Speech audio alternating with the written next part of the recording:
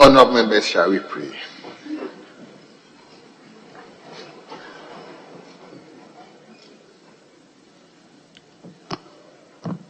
Almighty God, we humbly beseech thee to look with favour upon this Parliament of the Republic of Ghana.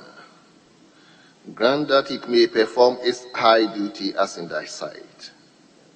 Give divine guidance to the President of the Republic, endow members of Parliament and ministers of states with discernment and vision, integrity and courage, that through the labours of government, this land and people may be well and truly served, and thy good purposes for the common human life be realized in our midst.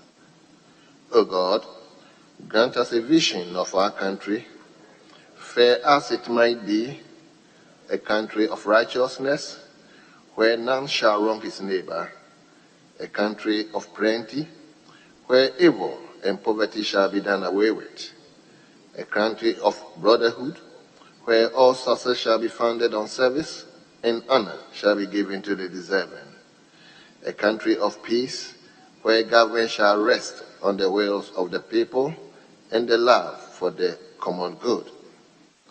Bless the effort of those who struggle to make this vision a living reality. Inspire and strengthen our people that they may give time, thought, and sacrifice to speed the day of the coming beauty of Ghana and Africa. Amen.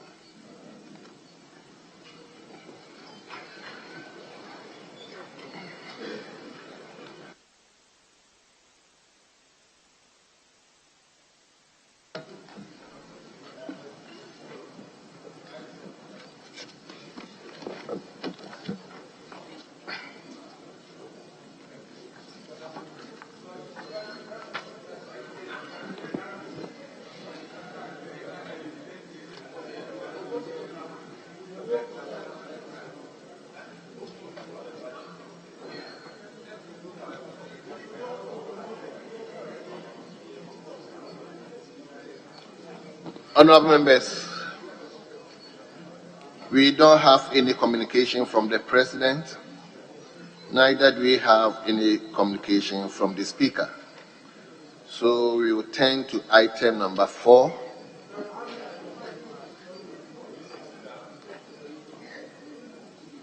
Honourable members, please. We turn to item number 4 in today's order paper, correction of votes and proceedings, as well as official report. Honourable members, we will begin with votes and proceedings. Votes and proceedings. Page 1.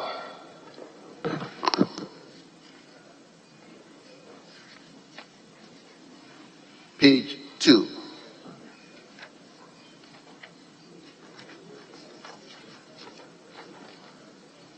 Page 3.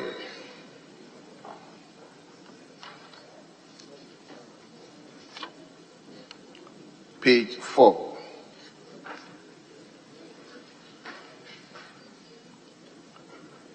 Page 5.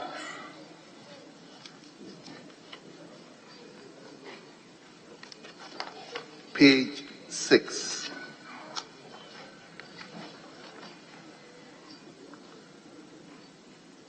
Page 7.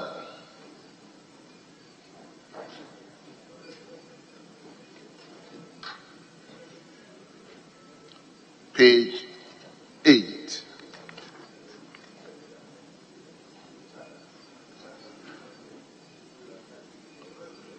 Page 9.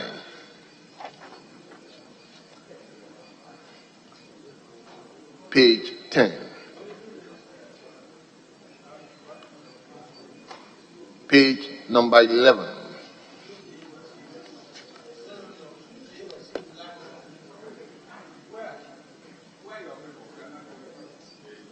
Page 12.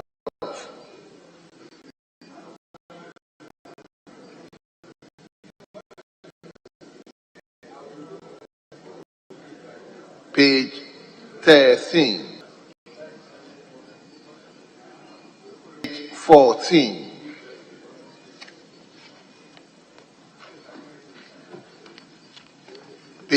15,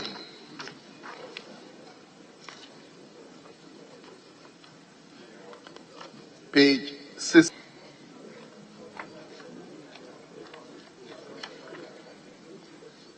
page 17,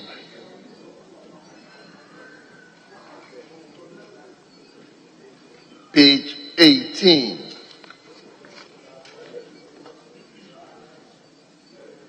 page 19,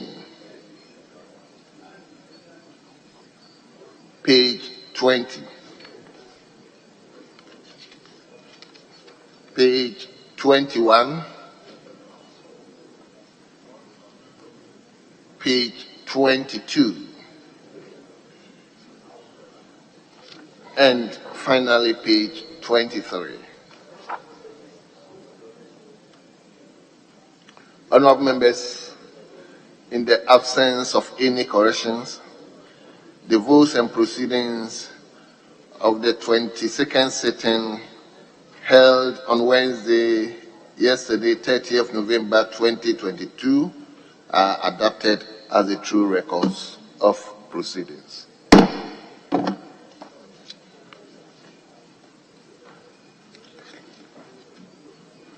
Honorable members, we have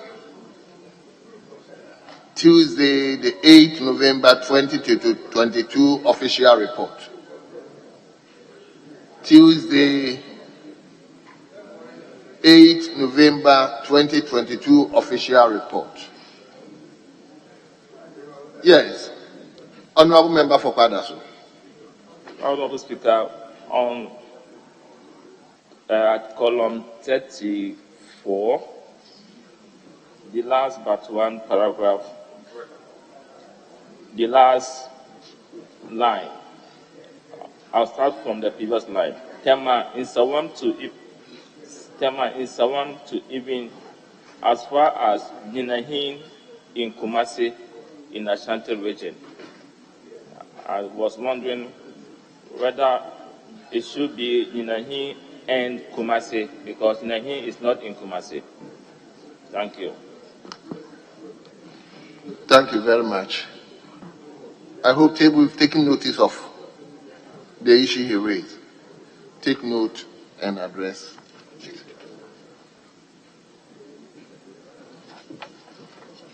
Honorable Member, are you on your feet?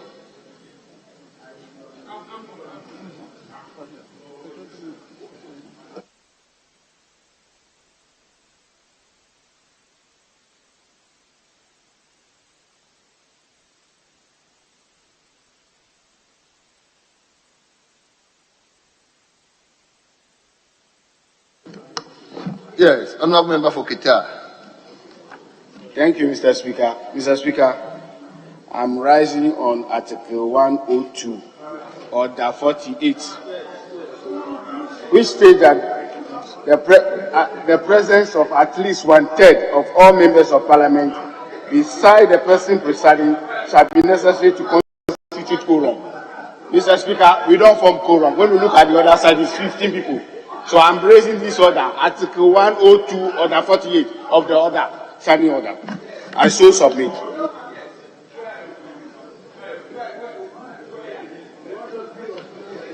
Yes, Honorable Deputy.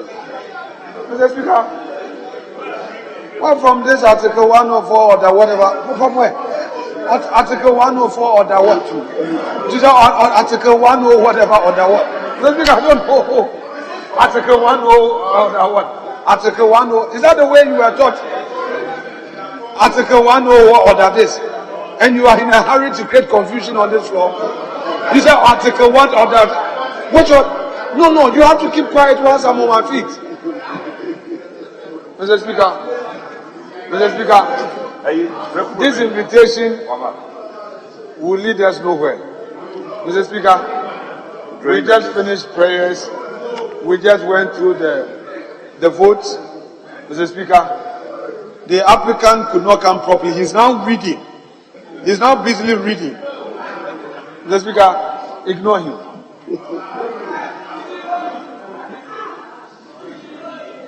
No, Mr. Speaker, I don't expect the lawyers to rise.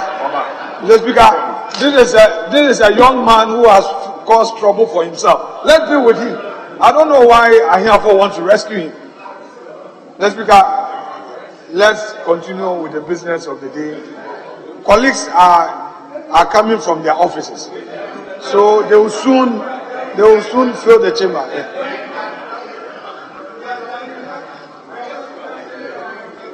Mr. Speaker, the honourable member from Bole Bambo, he should know that seat is a presidential seat.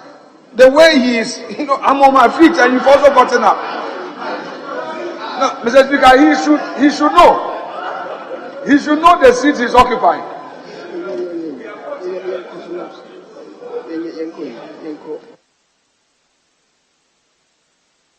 Thank you, Mr. Speaker. Mr. Speaker, the Honourable Deputy Leader from the majority, I don't think that he has any point. The member raised an issue on Quorum, which is Order 48 and Article 102 of the Constitution. He raised it. There is a procedure to follow. The Speaker will call for the bell to be rung. If after 10 minutes we still don't form quorum, he will take a decision. So allow the Speaker to do that. Don't intimidate the member. Mr. Speaker, we are in your hands.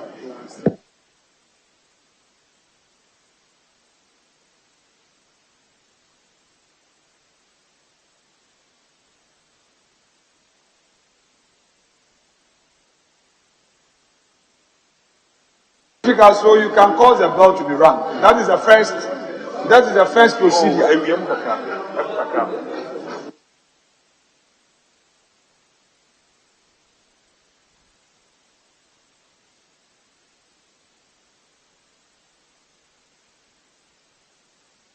Yes, Leader.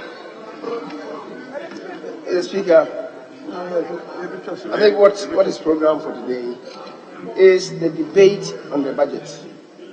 We are determined to close the debate on Tuesday. So if members are saying that we should lose the day, then it will not be carried forward to the following day. We still close the debate on Tuesday, as simple as that. However, Mr. Speaker, when such an order is raised, the procedure is for us to wait for some time. In the meantime, we have business to transact. So let's do the business.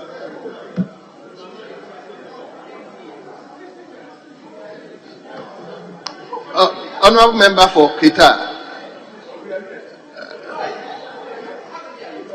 Honourable Member for Kita, can I plead with you to abandon your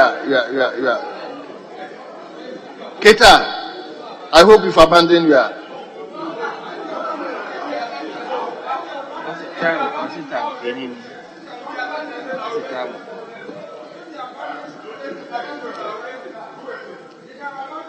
Yes. Thank you, Mr. Speaker. Mr. Speaker, we've just finished voting proceedings, and I will urge that we just carry on with the business of the House and give ourselves the stipulated time. But remember that the time is Mr. Speaker's time. So, Mr. Speaker, so let's make progress. Thank you very much. Very well. Honourable members. Whip. Clerk.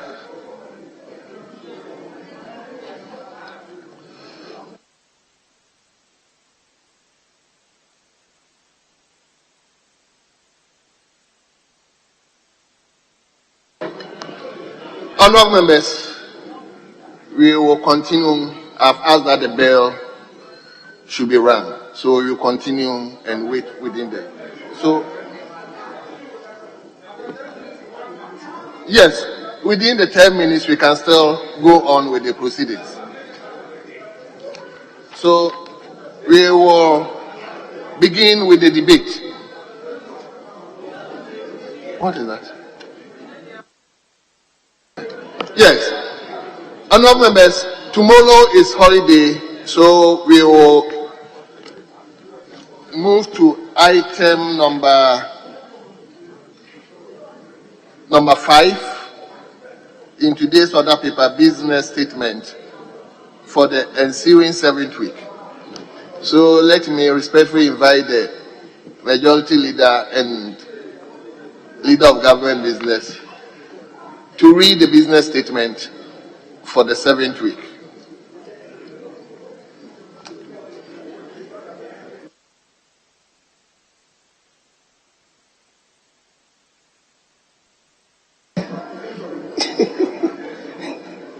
Mr. Speaker, the Business Committee met yesterday, Wednesday, the 30th of November, and arranged business of the House for the 7th week ending Friday, the 9th of December, 2022. The committee accordingly submits its report as follows. Mr. Speaker, you may read any available communication to the House. The Business Committee has scheduled the following ministers to respond to questions asked of them during the week. Minister for Works and Housing, the Minister for Fisheries and Aquaculture Development, the Minister for Local Government Decentralization and Rural Development, the Minister for Transport, the Minister for Health, and the Minister responsible for Roads and Highways. Speaker, respectively, they have 1, 1, 1, 8, 12, and 13 questions to deal with. So we now have 36 questions. Out of the 36 questions, 32 are for oral delivery and 4 are urgent questions. The Speaker, pursuant to Order 70, Sub 2, Ministers of State may be permitted to make statements on government policy. Statements duly admitted by the Right Honourable Speaker may be made in the House by honourable members in accordance with Order 72. Speaker, bills may be presented to the House for first reading in accordance with Order 120, and those of urgent nature may be taken through the various stages in one day in accordance with Order 190. Pursuant to Order 75, papers for presentation to the House may be placed on the order paper for laying. Committee reports may also be presented to the House for consideration and adoption. Speaker, motions may be debated and their consequential resolutions, if any, taken during the week in question. Speaker, the Business Committee urges the Ministry of Finance and other ministries, departments and agencies, as well as independent constitutional bodies, to endeavour to submit their heads of estimates very early for expedited consideration and approval of same by the House. And Speaker, I'm urging this because after we close the debate on the budget on Tuesday, normally we have some interregnum, a limited period, maybe Wednesday to Friday. The ensuing week, Mr. Speaker, beginning that ensuing week, we'll have just 2 more weeks, 2.5 weeks, to end the conduct of business in this 3rd meeting of the 2nd session of this Parliament. And so, because of the limited time, I'm urging the various MDAs to touch base with the Ministry of Finance and submit their estimates to the House as early as possible to enable the committees to begin to consider them. We hope that into next week, even before we close the debate, the core sectors will have their estimates presented to the House for consideration by the relevant committees. Mr. Speaker, the Business Committee would liaise with the various committees and accordingly schedule committee reports on the estimates for presentation to plenary, and consequential motions would be scheduled for debate by the House. An indicative schedule has been produced in this regard. It should be noted that estimates in respect of the MDAs in groups A and B of the schedule would immediately, upon receipt by the table office, be transmitted to the secretaries or the secretariat of the relevant committees. The Speaker, the Business Committee reminds all committees that the House has barely 2 weeks to consider budget estimates and appropriations bill. And it's in that regard that the committee urges the committees to expedite work on the respective sector estimates for consideration by the House. Speaker, the Business Committee once again recommends that the House keeps to the 10 a.m. sitting and also have extended sittings to ensure that business scheduled for the week under consideration is completed. As honourable members may observe, on the business statement, the House is also programmed to sit on Monday, that is the ensuing Monday, which is the 5th of December 2022. The foregoing recommendations are expected to enable the expeditious consideration of the budget estimate and the passing of the Appropriation Bill 2023 prior to the House adjourning sine die on Wednesday, the 21st of December 2022. Right Honourable Speaker, in accordance with Standing Order 160 sub 2 and subject to Standing Order 53, the Business Committee submits to this Honourable House the order in which the business of the House shall be taken during the week. Speaker, I believe every member is served a copy of the draft business statement, so I don't intend to go through item by item and day by day, except to re-emphasize the point again that we shall have a sitting on Monday. That sitting will be an extended sitting to enable those sectors that have not had the privilege of debating the budget statement, the principles underpinning the budget statement, to have the opportunity to do so. So we're going to work a bit late into the day on Monday, the 5th of December, and then do the winding up by the leaders on Tuesday. The Speaker, given the backlog of questions that we have,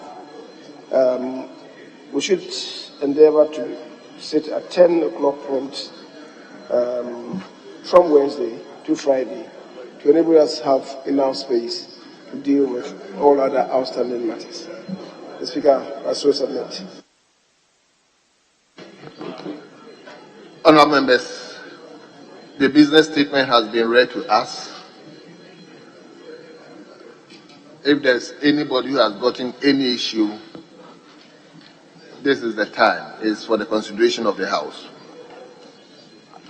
Let him come to Honourable Peter Nuchi. Yeah, thank you, Mr. Speaker. Mr. Speaker, I want to thank the Majority Leader for the presentation.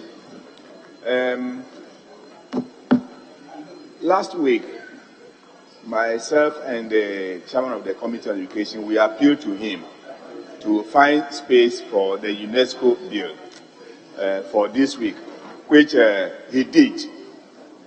Unfortunately, the Minister and his two deputies, none of them is showing up for the second reading of the bill. So, Mr. Speaker, I want to find out from the Majority Leader what is happening to the Minister and his deputies, that none of them, either they are not interested in the bill or whatever is happening. Because this bill is an international organization, and we need to pass it before the end of the year. And here we are now, nobody is, or the ministry is not showing interest in the bill. And I want the Majority Leader to advise us what to do. Thank you.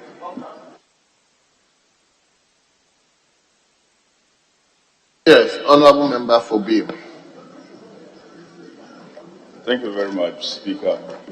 I want to join in thanking the Business Committee for the work done. Mr. Speaker, the Agri Minister somewhere for 2 weeks ago came to the House to answer a question, and the data he provided was actually rejected because he himself could not defend it. He agreed, Agri Minister, he agreed he was going to get back to the House with the correct data. Mr. Speaker, this data in a way will help as in considering even the estimates coming from them. I don't see him being scheduled here or any indication that he will be appearing to correct the information he provided, which he himself could not defend on that day. That is my first concern.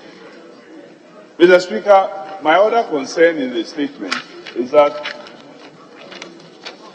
you observe item 3. The Business Committee keeps urging the House to expedite action in looking at the estimates before the various committees when they do come. But the committees will only work when the MDAs present such estimates. Instead of just encouraging them, there should be much more effort in getting them to make these estimates available so committees can work. Just as they have given indicative schedule for submission of reports and motions to be moved, I think the same thing should be done to these ministries, departments, and agencies. There should be a deadline as to when they are bringing the estimates. It is not the day we schedule to meet them. Then they will rush and come and present those estimates at the committee level, and you do not have enough time to go through them. Indeed, Mr. Speaker, when you look at the business statements today, it is an indication of why we must not even be rushed. Because if you look at page 6 of the business statement, because the committee was in a hurry, they were quoting dates 2021. You go to page 9, they have done the same thing. You go to page 11, they have done the same thing. The dates they are quoting there are wrong. We have long passed 2021. But because they are being put under pressure to rush and do things, they have brought us a business statement to approve that is indicating 2021, when we should have been talking about 2023. So we must not be rushed in doing our work. Otherwise, we make mistakes. Otherwise, we'll be making mistakes.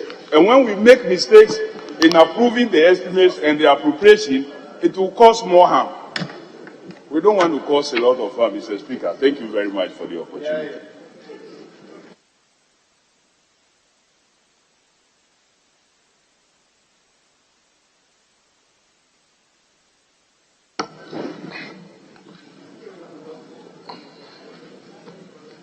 Yes. Honourable Member. Thank you, Mr. Speaker, for admitting. Thank you, Mr. Speaker, for admitting one of my agent questions. But one of the communities, I just want to draw your attention. The last community is Abamba and not Abam, so that maybe you take note when we are putting it on the order paper. It's spelled A-B-A-M-B-A, Abamba. Very well. Yes. Thank you, Right Honourable Speaker. Mr. Speaker, there was a question advertised last week, the week ending 25th of November. It was supposed to be taken on Tuesday. The question number is 1280. It was in respect of it was supposed to be addressed by the Trade Minister. There was some money disbursed through Ghana Exim Bank to some number of companies. So as a member of the Trade Committee, I filed a question for the Minister to come to the floor to tell us how the disbursement was done. But the question was scheduled and it didn't appear in the order paper. So I just want to seek your leave for the leader to program it for next week so that the minister can attend to the question for me. Thank you very much. Thank you very much. Yes, leader, may you respond to them?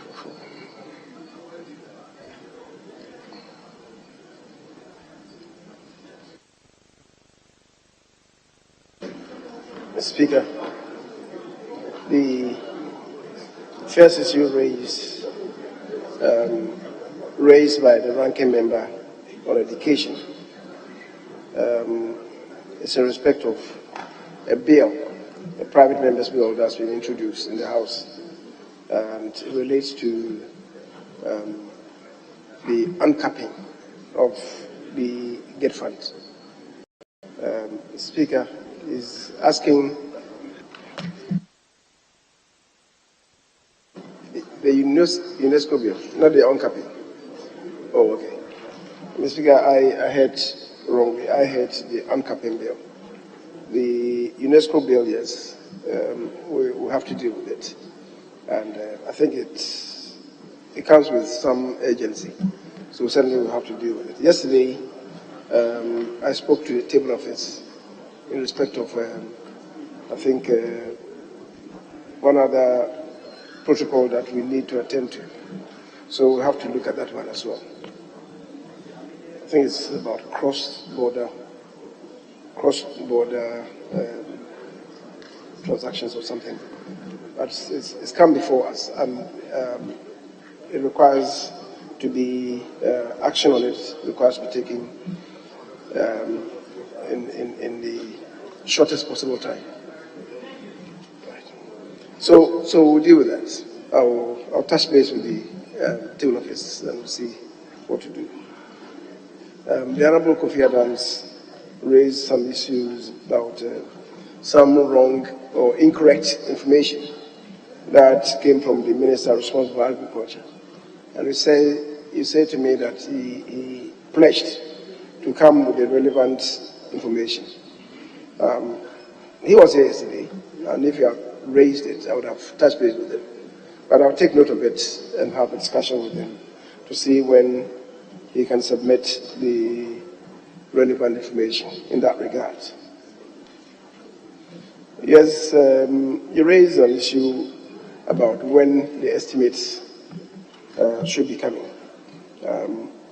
What it is that if we have not approved of the policy underpinning the budget, technically you cannot submit the estimates to the House. That is what it is.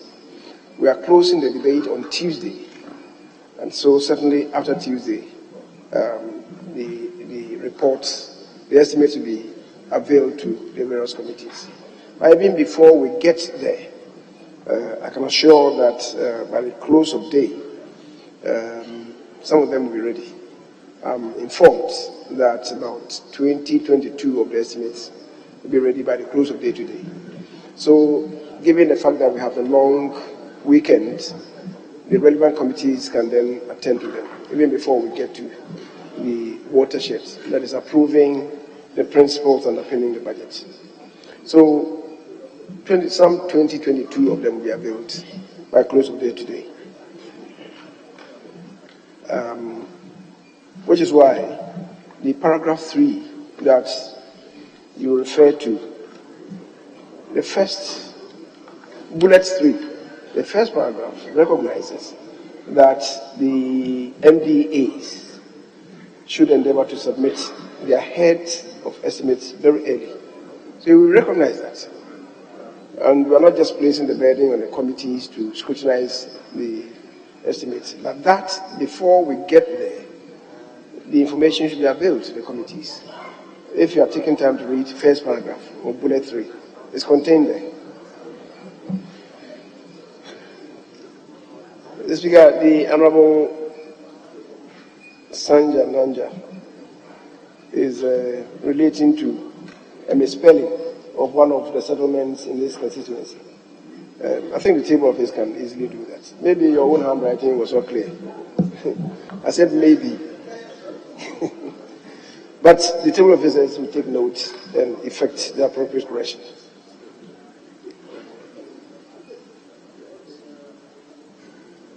Mr. Speaker, the honorable member for Nalerigo Gambaga is also relating to the disbursement of some money. I said it was admitted and indeed advertised last week. And you want a reinstatement of the question. We'll attend to that. Let me draw my attention to the number of that question so that we could add it to the Minister responsible for trade if it's scheduled to come here, so that it will be part of the issues that he may have to respond to. Mr. Speaker, thank you.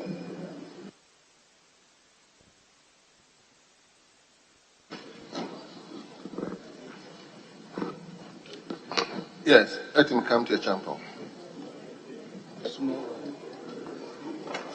Thank you very much, Mr. Speaker. Mr. Speaker, I want to draw the attention of the majority. There's a small typo. The attachment, the last list, financial bills appropriation bill. If you look at the dates of the motion, it's written Monday, 19th December 2021.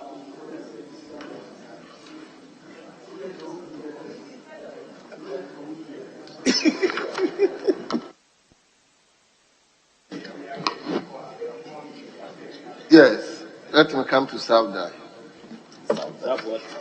Serve that. Speaker, thank you for the opportunity to comment on the business statement. Speaker,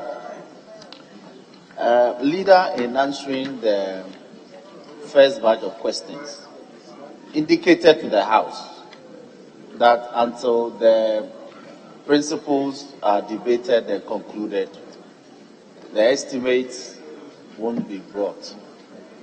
But Speaker, on today's order paper,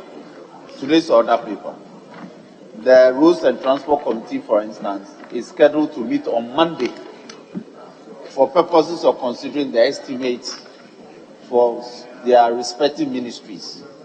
And today is Thursday. And I'm wondering how Monday the committee can work to consider those estimates if they don't have them over the weekend. So I want to plead with him. There may be a practice that after the principles are debated, before the estimates are brought, but we want the estimates timeously. So we, as a House, we can debate from that practice, that as soon as the budget comes, they should come with the estimates, so we can consider them. No, because from the answers that he himself provided, the Transport Committee is meeting on Monday. They may not have the estimates to meet and discuss. So if you can reconcile that for me, Mr. Speaker.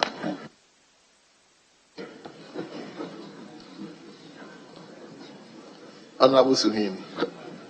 I listen to you. Thank you very much, Right Honorable Speaker, for the opportunity to comment on this week's business statement.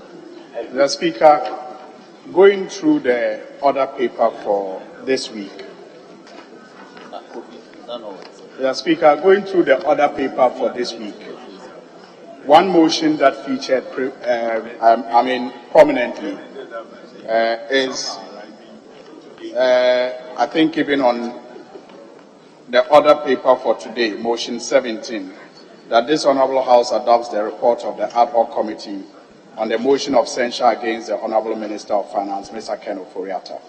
Mr. Speaker, going through the business for next week, this very important motion that many citizens and non-citizens with interest in our economy are very expectant of, does not find space. Yes, does not find space in the business statement that has been presented. I do appreciate that, Mr. Speaker, that we'll have extended sittings and it will begin on Monday. The debate is still underway, but the debate ends on Tuesday, Mr. Speaker, and that is a debate on the policy statement. The motion that we are currently debating will end on Tuesday. And if you look at the order of business, Wednesday doesn't seem that busy in terms of the motions and papers to present, same as Thursday. I was just wondering Mr. Speaker, if leadership cannot consider that this very, very important motion that has national and international consequences, is considered between Wednesday and Thursday. Thank you.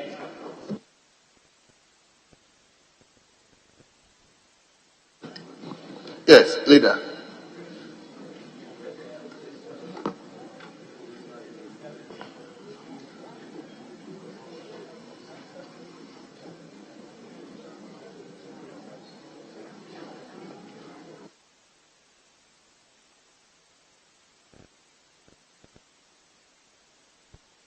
Mr. Speaker, the Honorable Champon was operating from the seat of the member for who raised an issue which already been raised, and that really is a type. The table officers must look to clean it up. Mr. Speaker, the Honourable Member, the Honourable Nelson Afiamako, was relating to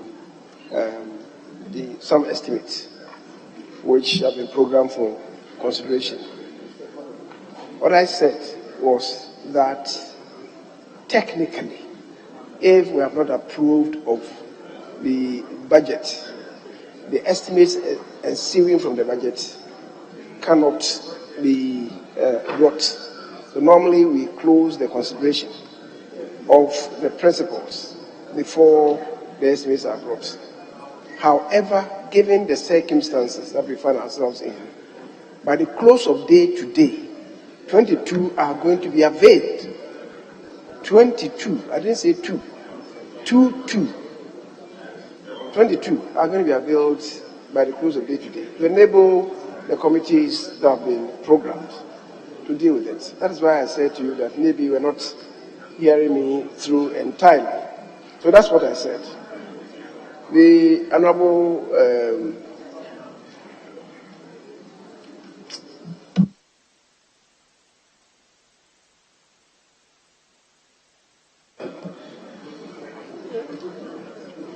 Zuini, well, some kind of friend. The Speaker, he raised an issue with respect of item 17 for today. It cannot be abandoned. I mean, I'm sure, given the events of today, we may not be able to. We can't do it today. So certainly we'll find space for it, adequate space for it in the fullness of time. During the debate of the budget, the debate on the budget will swallow this matter, and yet it's a very serious matter. So we'll bring it to the front burner after some consultations amongst us. Maybe either next week or perhaps when we are through with this. Certainly before this House takes an adjournment, would have done justice to the motion. So it's not as if anybody is wishing it away. It will be attended to in the fullness of time. Mr. Speaker, thank you. Yes, Leader. Speaker, thank you very much. Just to remind the leader of government business the very important issue the Honorable Alas and Suine have raised. The outstanding motions of censure, one pursuant to Article 82 and the other two Article 82 in respect of the Finance Minister and the Health Minister. Mr. Speaker, if we are not able to take them today, we will assume rightly that they are to be deferred to be part of the business next week. And therefore, you must accordingly direct the chairman of the business and the business committee to take note. And then, particularly on the motion of censure in respect of the finance minister, the words in Article 82 does not give Parliament perpetuity to discuss the matter. We are within defined time limits to consider the motion and take decision as appropriate. So whatever committee has been set up, we need to bring closure to it. I'm aware that it may be an exercise in failure if I don't get the cooperation of the majority, because they are now backtracking, Mr. Speaker. Those courageous 98 gallant MPs, okay, majority MPs, as our co-leader at his press conference, if they cooperate, Mr. Speaker, we will be very successful in getting a new Minister for Finance for Ghana and exiting Ken Ofori-Atta. If you don't cooperate, our exercise may end in failure because we don't have the threshold of the 2/3 majority required of 183. Some people may change their mind after today, and you may change your mind to come and support. So, Mr. Speaker, those motions, and for me, it's for the record. I want us to vote on them, secret ballot. Then my side gets registered where we stood in the course of history and time when this country was subjected to unacceptable hardship. Then, leader, I said we needed the Minister for Interior and Defense and Lands and Forestry to come and brief us on the state of the failing Galamsey fight and the continuous harm and destruction they are doing to our water bodies. Every other time I've raised this, I don't seem to be getting it. Parliament will soon rise if we focus on the budget. Then, Mr. Speaker, he's answered it already.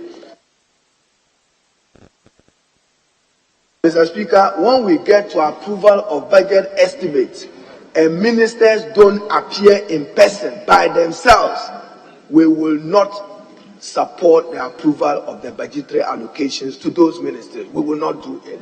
So ministers must take this house very seriously, that only ministers so appointed by President Nana Addo Dankwa to oversee the sectors must rise on their seats to move motion to ask for budgetary allocation and approval by this house. Failure to do so, leader, you are assured that we will stand down a number of those motions. I've asked the Committee on Health, Akando, if you come minus Agenda 111, accountability on health, to this floor, your health budget will suffer. We will hold this government accountable. We intend to strengthen oversight, and we will do so standing here. So, ministers, if you think you can take Parliament for granted and take the majority leader for granted, because he's now aspiring to go higher, he's been undermined from his back. Mr. Speaker, so ministers, Mr. Speaker, when we get there, Mr. Speaker, we will indulge you. Don't protect or save any minister. If you are not interested in money to work, we'll help you to sit home. So if ministers don't appear in person to move motions for the budgetary allocation, they should expect the fiercest of resistance from the side of the House. Mr. Speaker, with that, what if they are in?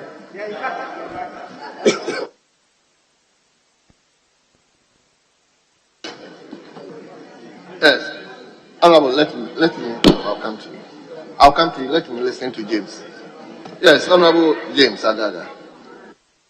Mr. Speaker, I would like to seek your guidance, particularly in relation to item number 3 on committee reports on estimates of MDAs and other institutions and related motions.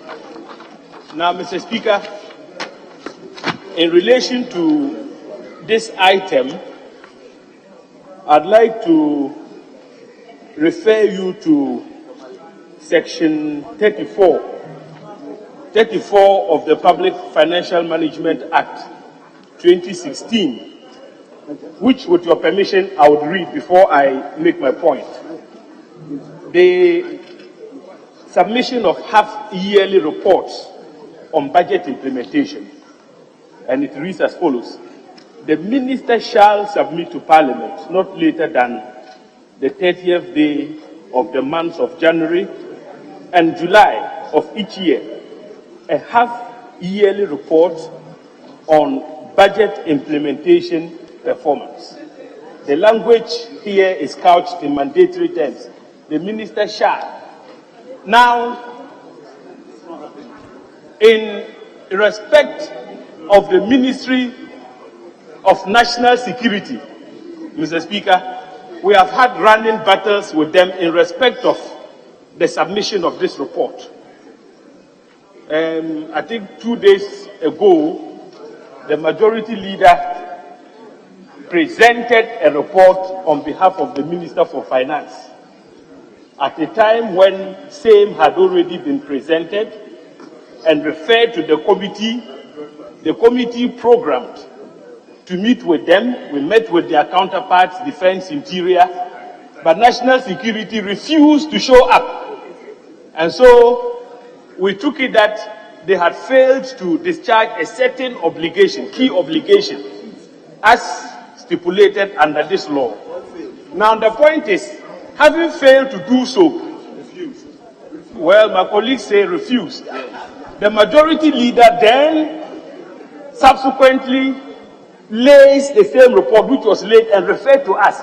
But assuming that the second laying is even proper, the point I'm making is that the law has been breached because the Section 34 says it must be laid between the months of January and July. Now we are in December.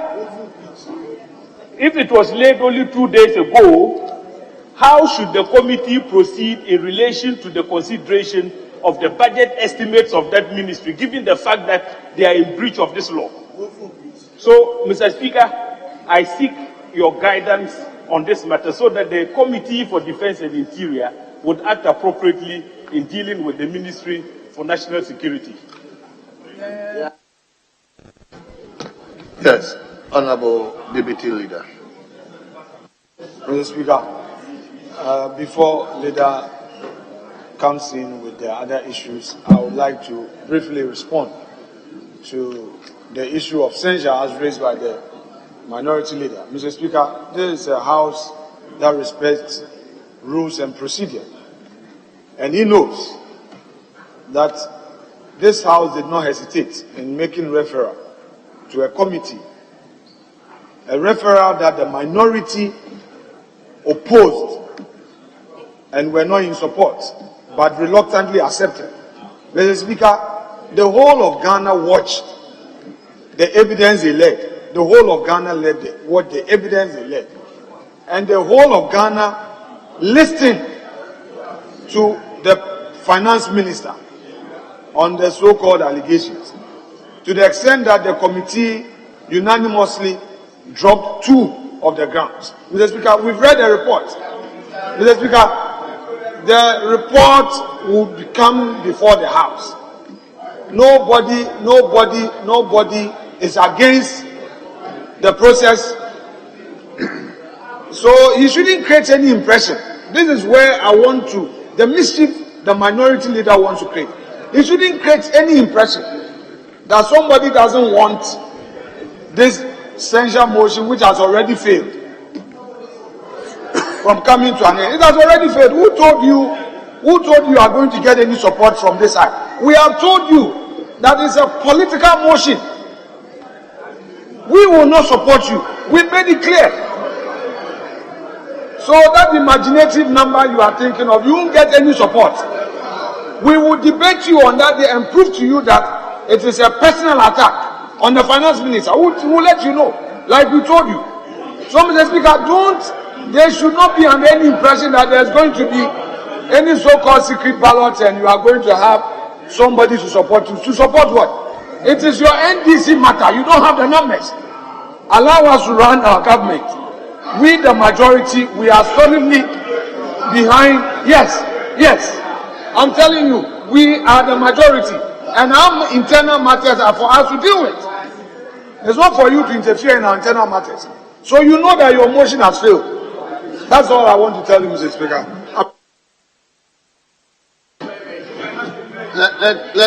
Honourable members, let's allow this one to lie down. We are on business statement. Let me allow the majority leader. Mr. Speaker. Honourable Anyam, just take your seat first. Mr. Speaker, the minority leader raised an issue in respect of an outstanding matter dealing with the fight against Galamsey. It says that the Minister of Interior should come to brief the House on the status of that fight. I think it's a relevant issue that has raised. I don't know whether it's come by way of a formal invitation to the House from the Speaker's office. I don't know of that. But maybe we can have some chats on that to see where to locate it in the business of next week or the week after. The Speaker, the minority leader again raised an issue relating to the vote of censure, and is right to relate to Article 82 clause 3, which provides that the motion shall be debated in Parliament within 14 days after the receipt by the Speaker of the notice for the motion. I guess that is what he was referring to, the 14-day rule. I guess the House is not oblivious. The House is not oblivious of that. And what you began in the chamber is necessarily part of the debate. So we are not statute barred to consider it in the fullness of time, because you started the debate and then it was referred to a committee. So I believe that you can go under that to have it resurrected in the fullness of time. So I'm not too sure that any of us is going to raise this matter in respect of Article 82.3 to say that it should be eternally frozen. We'll get to it. And when we get there, we can sufficiently debate the report from the committee. The Speaker, the leader, also the minority leader, related to the fact that the consideration of the estimate should be led by the ministers. It's only the consideration of the report, even before the committees. Before the committees, we expect the ministers to be there. So the ministers should take a cue, and once the referral of the estimates go to the committees,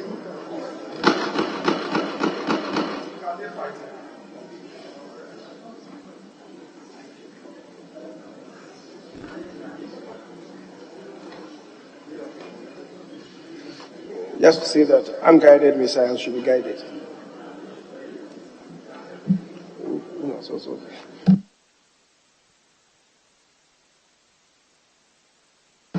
The Speaker, so I'm just adding to what the minority leader, the indication he has given in respect of ministers coming to the House to lead the discussion or deliberation on the approval of their estimates. I'm just adding that even before the committees, they should avail themselves so that everything will be smoothed out. The Honorable Agaga is saying that the National Security Minister refused to show up at a location where we're going to interrogate the half-yearly reports from the ministry. I don't know from where you are deriving your strength. That is to say that the minister refused to do that, to show, to put in appearance. If you say that the minister was unable to be there, that may be acceptable. But once you indicate that the minister refused to be there, then you are telling the House that he deliberately, willful intent, he deliberately decided not to be there. Mr. Speaker, you cannot say that. To the extent that you don't have any evidence leading to that, you can't say that the minister refused to be there. The minister was not present when you required to engage him. That may be a legitimate issue to raise. And we'll communicate same to him, that he must find space to meet the committee, I think it's proper. But to insist that the minister refused to be there, how can you lead evidence to that? You cannot. He was not there on 2 occasions.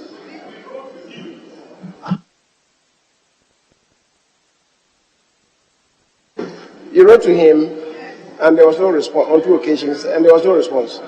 And as far as you are concerned, he refused to appear. You cannot come to that conclusion. You know you cannot come to that conclusion. Mr. Speaker, but I think the important thing is for the minister to avail himself at the proper time defined, so that you are able to engage him on behalf of Parliament, because the work that you are doing or required to do is on behalf of Parliament. So if Parliament wants to engage and you are not available, assuming the time on a date was inconvenient, you should give us a suitable time and the committee will meet him. So we'll communicate that that matter is outstanding and that it has to be done. Mr. Speaker, but having said so, I keep insisting that this reliance on the Public Financial Management Act is unhelpful. I insist that as soon as the budget cycle starts playing out, after the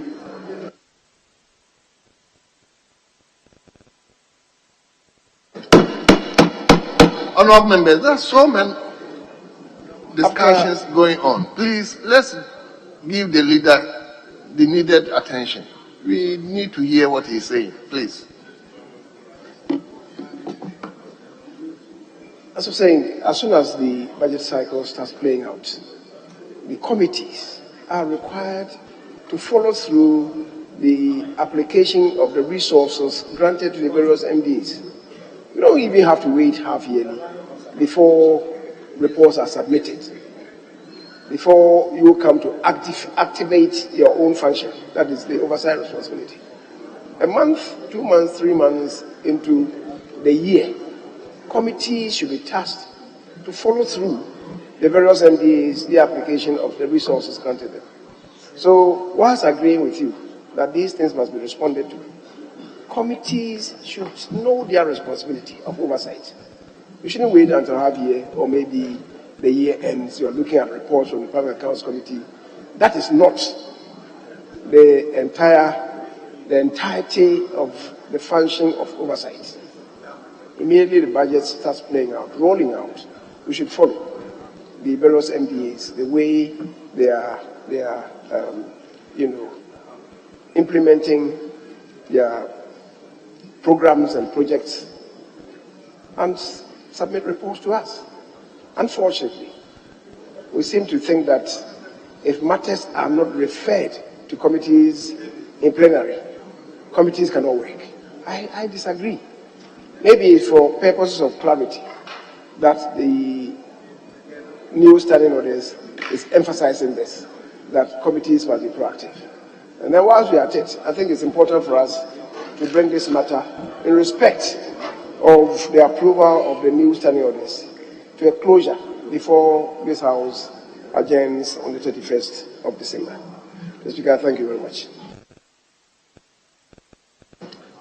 Honourable members, the business statement for the 7-week as presented and has been discussed thoroughly is hereby adopted.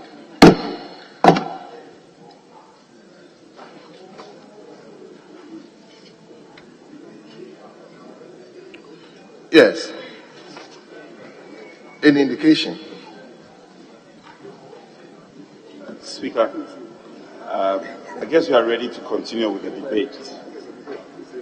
We are ready to continue with the debate. So, starting from our side, Dr. Kingsley Nyako will lead the debate, and the list has duly been submitted as discussed. Speaker. Yes. Honourable members, yesterday before we adjourned, leader indicated that because we still have a lot of the ministries to cover, we are not going to stick to the 15 minutes allotted to ranking members and 10 minutes to the ordinary members. So, leader indicated that we restrict ourselves to 10 minutes and 8 minutes. So, if that pleases you, then we may go that way. Else, I was going to say we give ranking members 12 minutes, then we give ordinary members 8 minutes.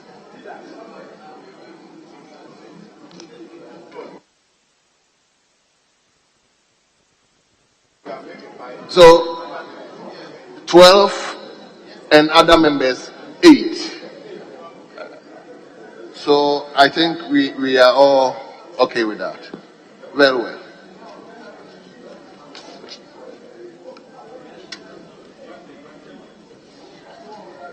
So, we will begin with Honorable Member for Padaso, Honorable Kingsley Nyako.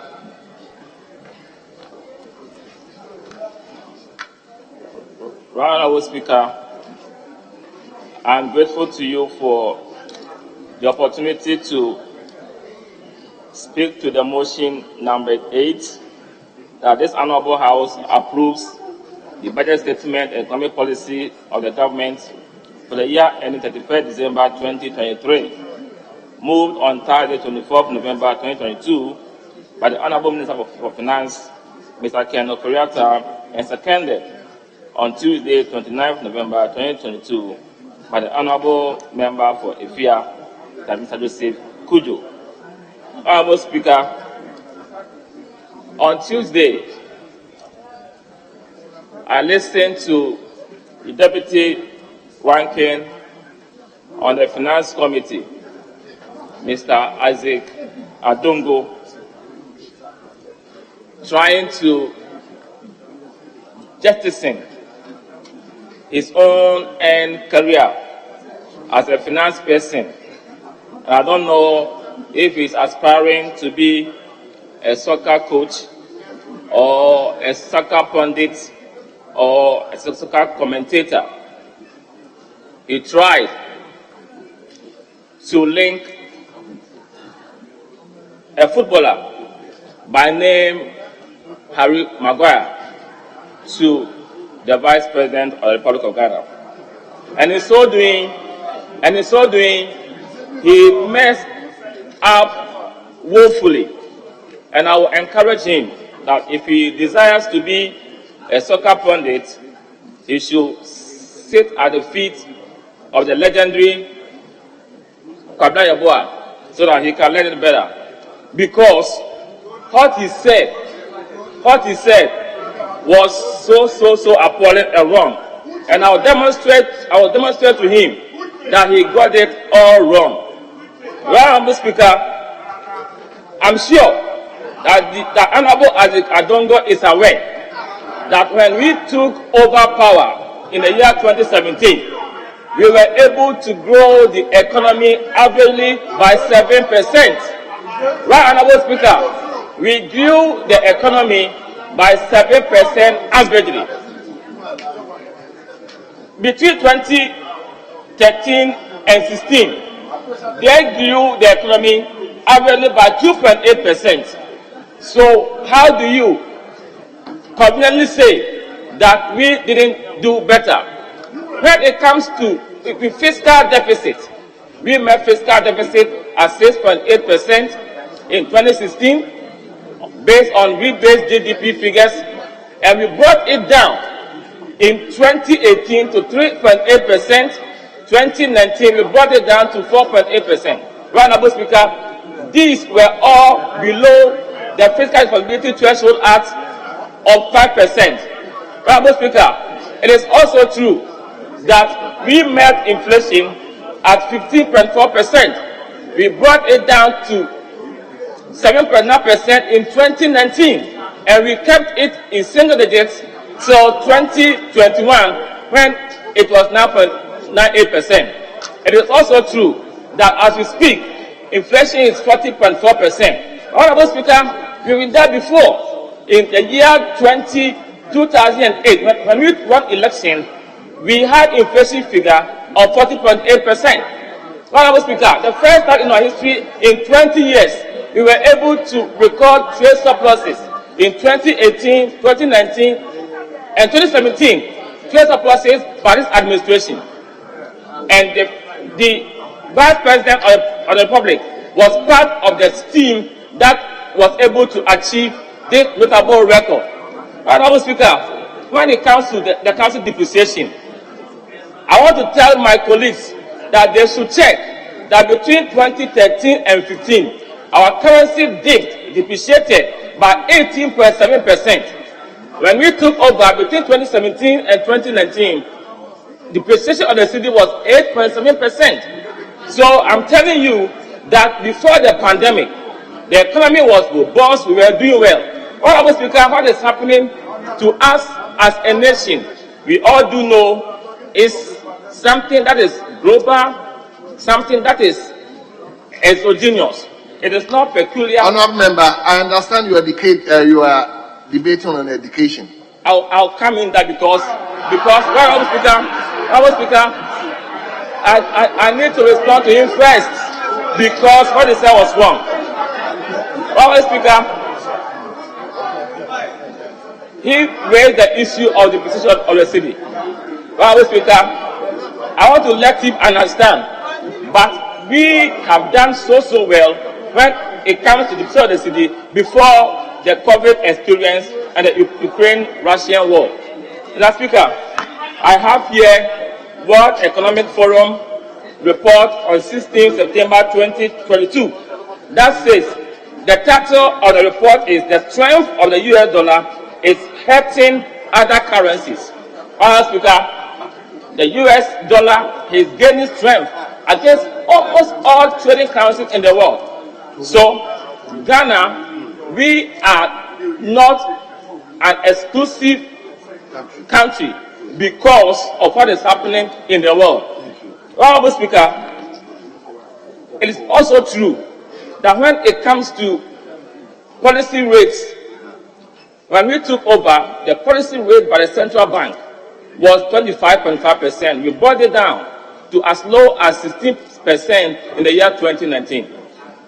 And it has gone up to 24.5% because the central bank is using monetary policies to address the inflation pressures and the rising prices of goods and services. That's the reason why it has gone up. So if you're a finance expert, you should understand some of these interventions that the central government is putting in place. Honorable Speaker, whether it is education or finance or West and Housing Ministry or sector, all we can do is based on how robust the economy is. So if your financials are not strong, you wouldn't have the fiscal space to be able to embark on the infrastructure that we need in other sectors. Honorable Speaker, I want us to understand, when it comes to the education sector, this government has done so well. You cannot convince me as the Vice President who has spearheaded an economy that has been able to deliver free senior high school is not performing. Honorable Speaker, this year we have allocated about 3 billion cedis to support the free senior high school education program. And this intervention is helping numerous of our children to access education at the secondary school level. As we speak, in 2017, Honorable Speaker, we had about 800 of our children enrolled at the senior high school level. As we speak, we have about 1.3 million of them. The addition, Honorable Speaker, without this intervention, we have gotten the opportunity to access education at that level. So when it comes to education, Honorable Speaker, we have acquitted ourselves so well.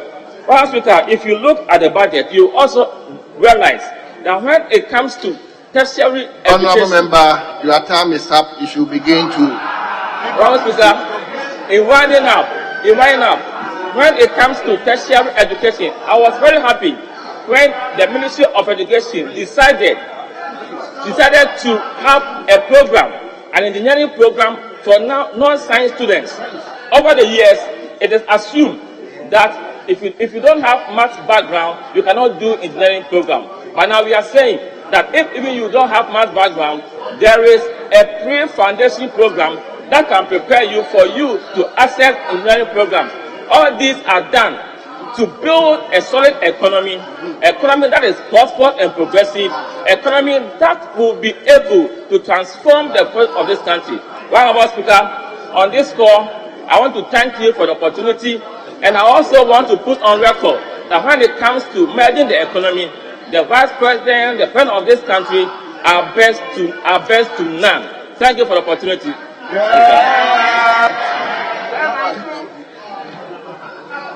Honorable members, as I said earlier, we've cut down the time and we expect that members will also cooperate. So we are not going to entertain any interjections and that kind of, I'm not going to entertain that. So please, let's allow the debate to flow. Yes, we will come to the ranking of education. Honorable Peter Noche. You have 12 minutes. You are a ranking member. Thank you, Mr. Speaker.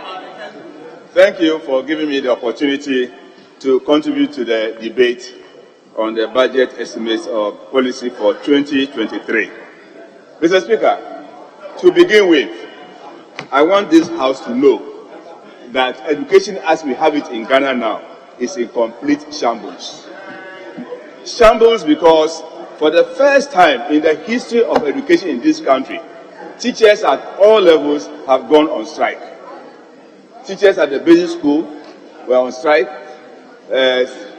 Senior high school level, they were on strike. Universities, they were on strike. At the same time, it has never happened in the history of this country. And we should not be happy about it. Education is very, very important, and the needed attention must be paid to education in this country.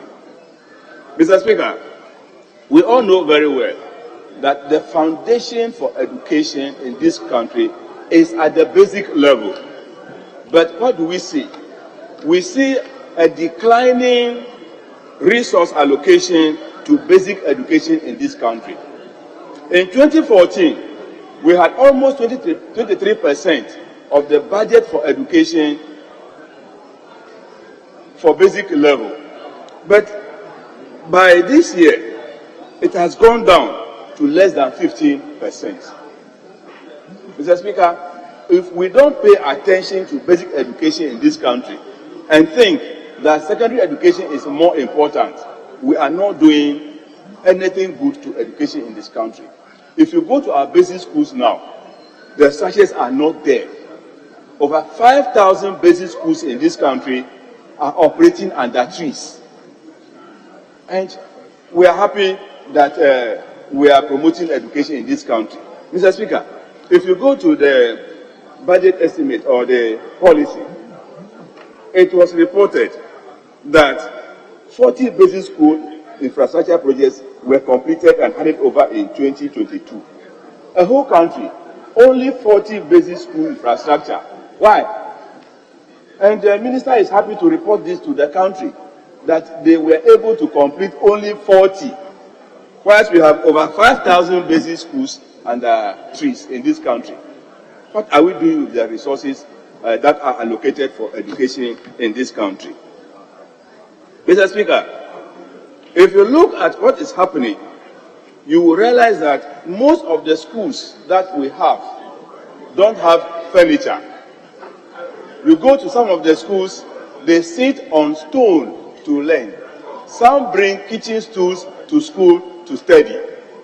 And Mr. Speaker, we are happy as a nation saying that we are giving allocation of resources to education in this country.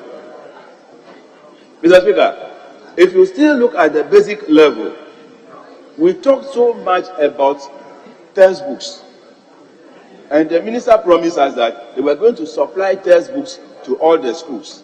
Let me say that he had made some efforts, but the effort was not as expected, because the textbook supplied now is one textbook to 5 pupils on the average, which is not the best. We should aim at 1:1 child in every basic school. So that as the children go to school and they sit down, they have one textbook to one child. This is not being done because the allocation for Get Fund is not even getting to them. And the publishers of these books are now crying for payment because they had to go for bank overdraft to print the textbooks. Some imported the materials in dollars.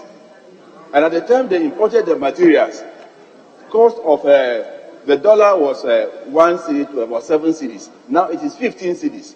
How are they going to pay for the cost of publishing the textbooks for the various schools in this country?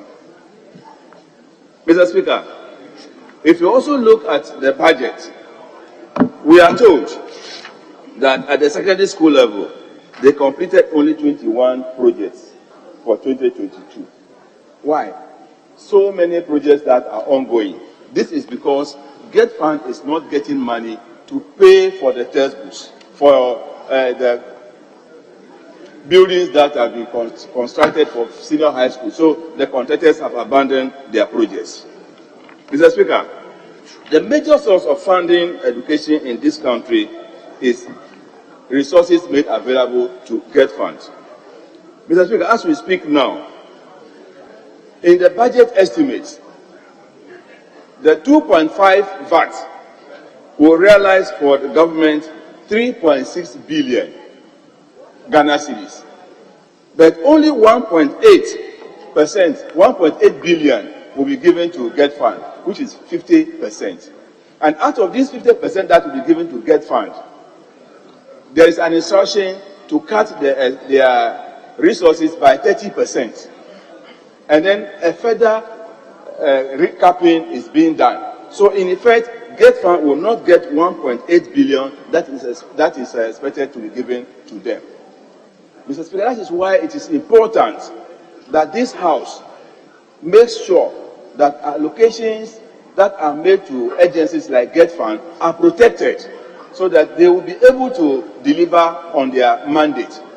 As we speak now, almost everything about education is sponsored by Get Fund. You look at teacher training allowances, it's Get Fund. Provision of vehicles is Get Fund. Provision of furniture is Get Fund. Construction of classroom blocks is Get Fund. Everything about education is Get Fund. Why are we putting so much pressure on them? So, if care is not taken, we are going to make sure that Get Fund is overburdened, and then in the near future, everything will be over with Get Fund. Because right now, they are depending on the Dachi bond, and that is making them even leave and then pay some contractors. So, if the little that is allocated to them is not even given to them, because the allocation for 2022, not even 20% to 30% has been given to them. So they are waiting for money. And that's why contractors are not being paid, students' allowances are not being paid, scholarships are not being paid. So Get Fund is not getting money to do its business. Mr. Speaker, we have come to a situation where the universities are also, teachers are on strike. So the academic calendar for tertiary institutions is going to be affected because government has failed to meet the demands of the university lectures. So if you look at a statement issued by UTAG yesterday, it is very worrying. And what is even worrying is that the government is freezing employment in the public sector. And we want the Minister for Finance, I hope they are listening, to tell us whether the freeze on employment is going to affect the recruitment of teachers. Because by estimate, we have over 52,000 vacancies in basic schools in the country. And if not for national service, the vacuum or the vacancies would have exploded in our faces. So we want to find out from the Ministry of Finance whether recruitment of teachers is also going to be affected. Because I remember very well that in 2015, under the IMF conditions, employment of teachers and nurses were excluded from the condition. So we want to know whether teachers will be employed for the various schools that are in need of teachers. Because if the freeze will affect the recruitment of teachers, it means that our schools will remain empty for many years to come. So the Ministry of Finance must come clear and explain which critical areas will get the opportunity to employ workers. And I want to remind them that teaching is very, very important. If we want education to develop in this country, we must make sure that adequate employment opportunities are given to teachers. Mr. Speaker, if you look at the estimates again, you will realize that the talking about teacher licensure, we have spoken about this thing several times, that it is important that we license teachers. But the rate at which the teachers are being, I wouldn't like to say being failed, are unable to pass the examination is giving concern and worrying teachers a lot. That having gone through teacher education for 3-4 years, only to be made to sit for an examination in 1.5 hours, and they are told that they are not qualified to teach as teachers, is very worrisome. And there's the need for the Ministry of Education to do something about it as quickly as possible. Mr. Speaker, if you look at the situation also, we will realize that there's only a 0.5% increment in budgetary allocation to education in the country or in the budget, because we have 18 billion as allocation, as against 16.4 billion last year. What it means is that Ghana is still unable to meet the SDG4 goals of making sure that we have 15 to 20% of public expenditure on education. Because we are unable to do this, we are making it difficult for the education development to stagger in the country. And I feel that there's the need for us as a nation to up our game so that we meet international standards that are prescribed for us as far as education is concerned. So there's the need for the Minister of Education and the Minister of Finance to make sure that budgetary allocation to the education sector is increased in years to come, so that we can meet the SDG goal 4. Mr. Speaker, we have also realized that it is important as a nation to make sure that the provision of food for schools, that is the school feeding program, payment is made regularly to Honorable Rankin, you should begin to descend for landing. Yeah, I will land very soon. Mr. Speaker, it is unheard of to pay 97 pesos to caterers to cook for pupils. And I don't know what they are even cooking for them. Because with 97 pesos, I don't know what nutritious food they will get. So also is with the secondary schools. They must up the feeding fee for them so that they will be able to feed the students for us as quickly and then as best as they can. So, Mr. Speaker, my appeal to the Minister for Finance is to review the school feeding fee for basic schools so that our students will be fed properly. Thank you, Mr. Speaker. Thank you very much. It is now the turn of Dr. Hamid Amma. Right, Honorable Speaker, thank you very much for the opportunity to contribute on the motion for the approval of the budget statement and economic policy of the government of Ghana for the year ending 31st December 2023. Mr. Speaker, when my colleague from the other side was presenting his contribution on this matter, there are quite a number of issues that he mentioned that I want to bring clarity to it. Mr. Speaker, there is no international benchmark anywhere that says that a country is required to have a minimum of 15% of your budgetary allocation towards education. There is nothing like that. It is just a general consensus. And therefore, Ghana has not broken any international benchmark. There is no requirement on the SDG that a country should have 15 to 20% of its budgetary allocation on education. So my colleague is misleading the House. Mr. Speaker, when you look at the budget, he makes mention of the fact that there are vacancies and how government is going to provide opportunity for teachers to be in the schools in the areas where there are no teachers. Mr. Speaker, the Ministry of Education recognized that there are a lot of teachers in some areas, whilst there are others not in other areas. What the ministry intends to do is to bring efficiency in teacher deployment. Efficiency means redistribution of teachers from areas that have more teachers to areas that have limited teachers. That will bring efficiency in public expenditure than continuously recruiting staff in areas that they need. And so this budget seeks to do that: teacher deployment, teacher redistribution, a new policy being developed to be able to achieve that. Mr. Speaker, he mentions the issues about basic education not receiving support. Mr. Speaker, the basic education has been one of the key policy priority of this government, and there has been several interventions in the basic education sector. Mr. Speaker, as I continue, I will provide enough evidence to this House to suggest how basic education has been improved. But let me continue by highlighting on the issue of teachers.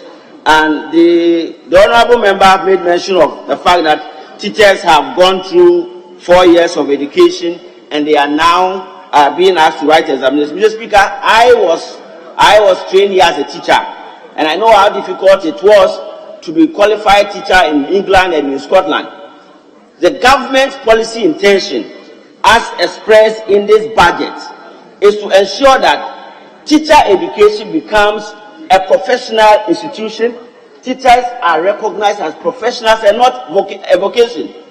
And to be able to bring teacher education at parity to other professional bodies or other professions like medical and dental profession, like legal education.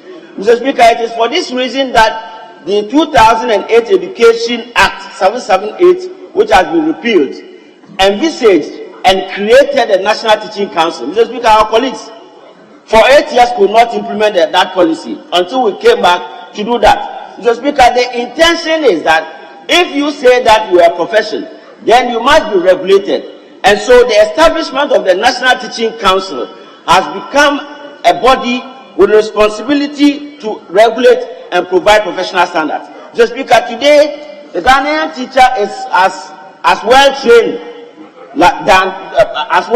as a teacher in England, or a teacher in Scotland, or a teacher in Wales, because we now have professional standards that have been developed, professional standards that teachers are following and they are very proud of.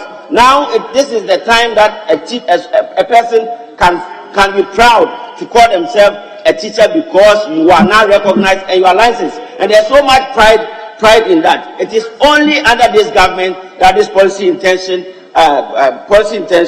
was created and has been implemented. They could not get the courage to implement this licensure regime. Mr. Speaker, given the fact that when you go through the teacher education sector, if you pick the basic schools, the teachers that we are training, previously they had diploma. Mr. Speaker, as the world is evolving, the knowledge that the teacher requires to teach at the primary school and junior secondary school was found to be inadequate. For this reason, for the first time in the history of this country, teachers were enrolled into a 4-year degree program. Mr. Speaker, I was fortunate to be part of the team that developed the teacher education curriculum at the tertiary level. Mr. Speaker, 4 years of teacher education offers you much more opportunity to understand, go through the rudiment of not only the pedagogical aspect of teaching, but also the content and professional aptitude and professional standard. And this is what this government has offered to the Ghanaian people. Mr. Speaker, the government also recognized that the knowledge that the teacher acquires is not adequate to take the teacher through the continuum of his professional career, for which reason this government has initiated professional development opportunities. And to the extent that fundings have made available 1,200 Ghana cedis made available for professional development. As the budget clearly indicated, more than 90,000 teachers have undergone professional development. Mr. Speaker, nobody can give what it does not have. One of the famous mathematicians, George Polya, made this profound statement that you cannot give what you don't have. And so if we want quality education, we want improved learning outcomes, then we need highly skilled, highly trained teachers to be able to achieve that. And this is what the government seeks to do. Mr. Speaker, if you look at the SDGs, there is an imperative for government to ensure that there is equal access to education at all levels. This includes children who are out of schools. Our colleagues there, in their time, could not address the issues of out of school children. We have deliberately developed policies and programs, including the back to school program, so that teachers, pupils who are unable for some reason to complete education can now get back to school.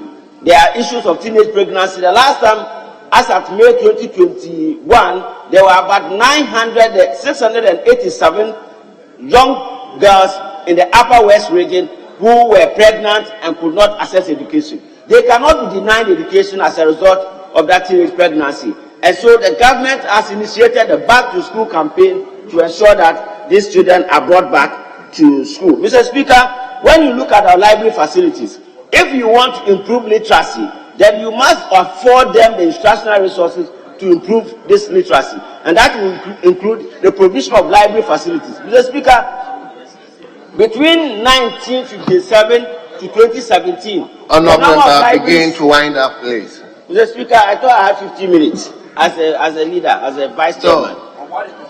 You are Mr. Speaker, so when you look at the library facilities available, this government has increased library facilities much more from 2017 to 2022, to the extent that from 1957 up to 2017, the libraries that have been added within 2017 to 2022 far outweighs that period. Mr. Speaker, I would want to go on to the free senior high school. Mr. Speaker, our colleagues here have deliberately.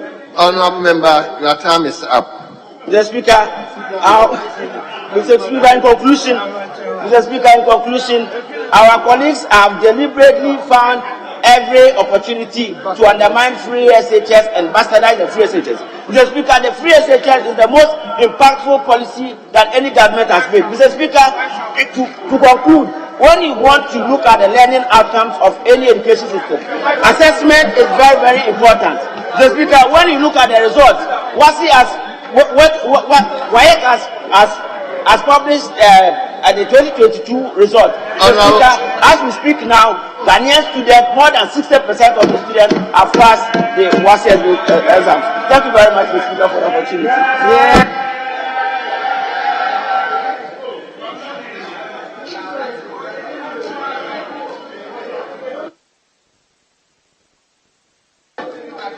Yes, let me come to Honorable Clementa Park.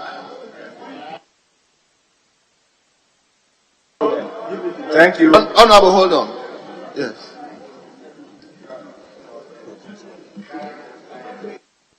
Speaker, with respect, yes, the debates will flow. Before then, I've related to my colleague. And Speaker, we want to fittingly vary the order of business and lay some papers, after which we'll continue with the debate. Speaker, if you permit me. Yes, just laying. You're just laying papers.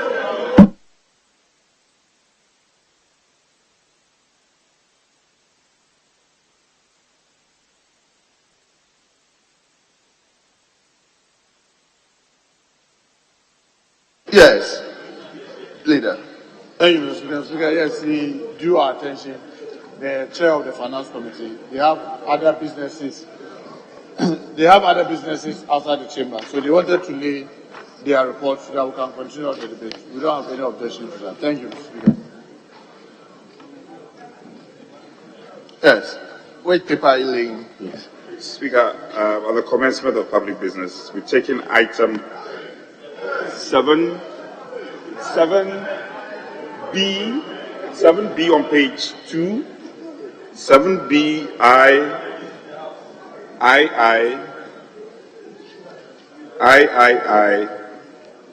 V. IV of? No, Speaker, we exclude IV. We exclude IV and jump on to V. And continue to page 3 and take VI, VII, and then finally on page 5, we take X. So it means we are not doing VIII and IX. Exactly so, Speaker. Okay.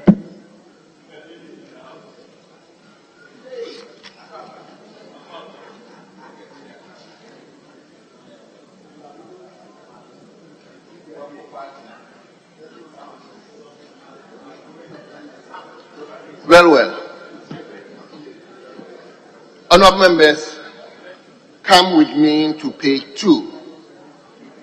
Page 2, item listed 7. On today's order paper, we are doing 7B. 7B. So you begin with BI, the chairman of the committee.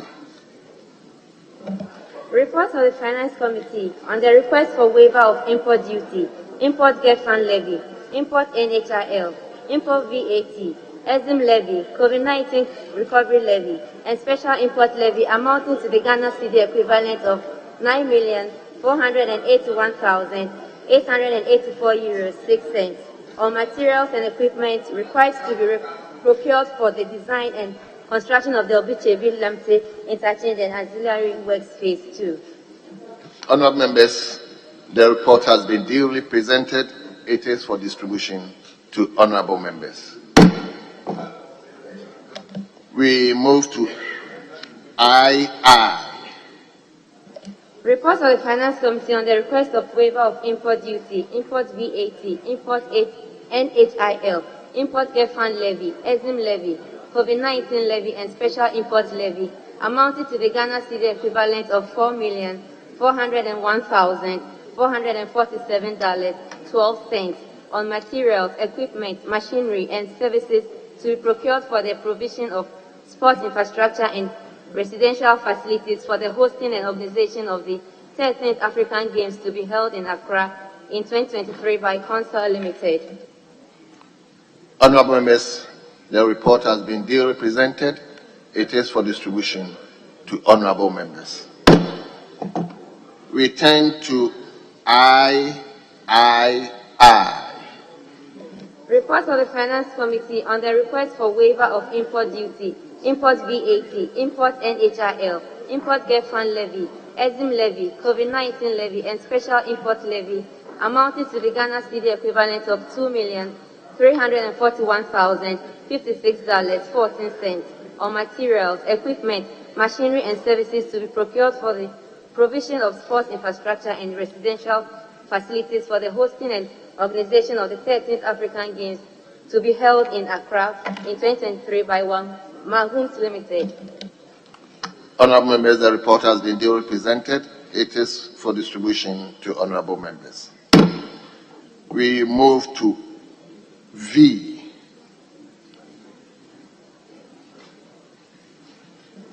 Report of the Finance Committee on the request for waiver of import duty, import get fund levy, import NHIL, import VAT, EXIM levy, COVID-19 recovery levy, and special import levy amounting to the Ghana cedi equivalent of €12,938,133 euros on materials and equipment required to be procured for the construction and equipping of 380-bed district hospitals at Osiem, Asinkoshia, and Kutri No. 2, 140-bed Polyclinic at Doma Akwemu and upgrading of the Wamfie Polyclinic into a 60-bed district hospital project. Honorable members, the report has been duly represented. It is for distribution to honorable members. We now turn to page 4, VI. Report of the Finance Committee on the request for waiver of import duty, import get fund levy, import NHRL, import VAT, EXIM levy, COVID-19 recovery levy, and special import levy amounts to the Ghana cedi equivalent of 37,891,341 euros on project plant, machinery, materials, and equipment required to be procured for Efia Nkwanta Hospital and the construction of a regional hospital in the Western region. Honorable members, the report has been duly presented. It is for distribution to honorable members. We move to VII. Report of the Finance Committee on the request for waiver of import duty, import VAT, import NHRL, import get fund levy, EXIM levy, COVID-19 recovery levy, and special import levy amounting to the Ghana cedi equivalent of 60,323,382 euros on materials and equipment required for the implementation of the Secondary Takrady Water Supply Rehabilitation and Expansion Project Phase 1 by Mrs. Strasberg AG of Austria. Honorable members, the report has been duly presented. It is for distribution to honorable members. We finally turn to X. Report of the Finance Committee on the request for waiver of import duties, import VAT, get fund levy, NHRL, EXIM levy, and domestic VAT amounting to the Ghana cedi equivalent of 6,389,428 United States dollars on materials and equipment to be procured for the development of the Meridian Hotel by Formac Limited. Honorable members, the report has been duly presented. It is for distribution to honorable members. Yes, leader. We are grateful indeed. I think we can now revert to the debates. Very well. Yeah, Honorable Comfort. Leader, Mr. Speaker, thank you for the opportunity. Mr. Speaker, I have issue with the list presented today. No woman is speaking. Yeah, there is no woman, any woman in the list. And there should be gender balance. I'm prepared fully to speak today. Only to be for the list to be presented without any woman. Honorable Comfort, as much as I appreciate where you are coming from, the lists were supplied by your own gender balance, Mr. Speaker. Gender balance. A woman must speak today. A woman must speak today. Thank you, Mr. Speaker. Yes, Honorable.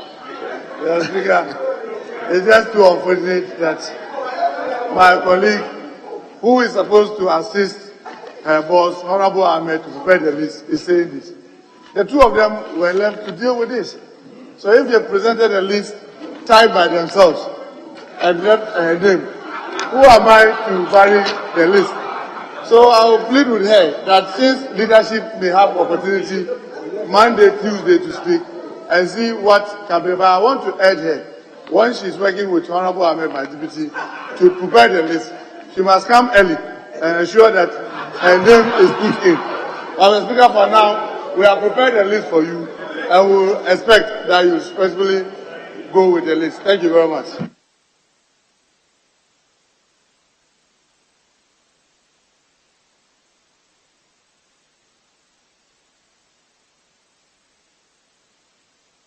Very well. Honorable Comfort, as I said earlier, I appreciate where you are coming from, but just to allow the system work, deal with your caucus leadership. I will be amenable if you come with a change, but for now, I'm going with the list that has been provided me. So let me come to Honorable Member for Busa South, Honorable Clement Apak. Thank you, Right Honorable Speaker. Mr. Speaker, I rise to contribute to the nation that this House approves the budget statement and economic policy of the government for the year ending December 31st, 2023.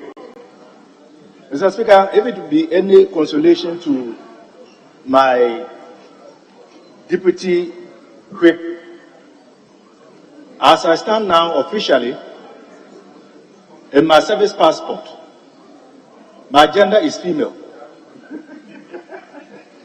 So in the meantime, whilst we are waiting to get other females to join in the debate, perhaps this will be a short-term consolation as I wait for the passport office to correct that error. Mr. Speaker, when Dr. Prince Ama was contributing to the debate, he sought to challenge information tabled by the ranking member on the Education Committee.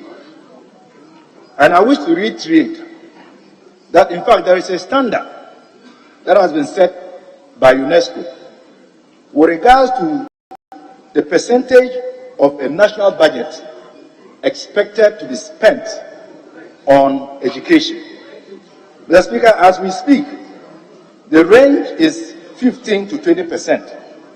If one were to consider the total amount of projected expenditure for the 2023 budget, which is 205 billion, and you factor in the fact that 24.7 billion is going to education, that only works out to a paltry 12% and is clearly below the lower threshold indicated by UNESCO.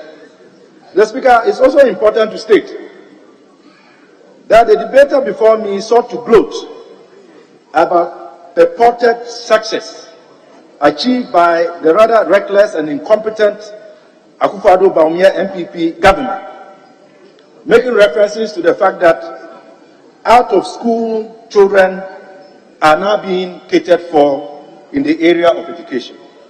What he fails to note is that over 2 million students are currently out of school.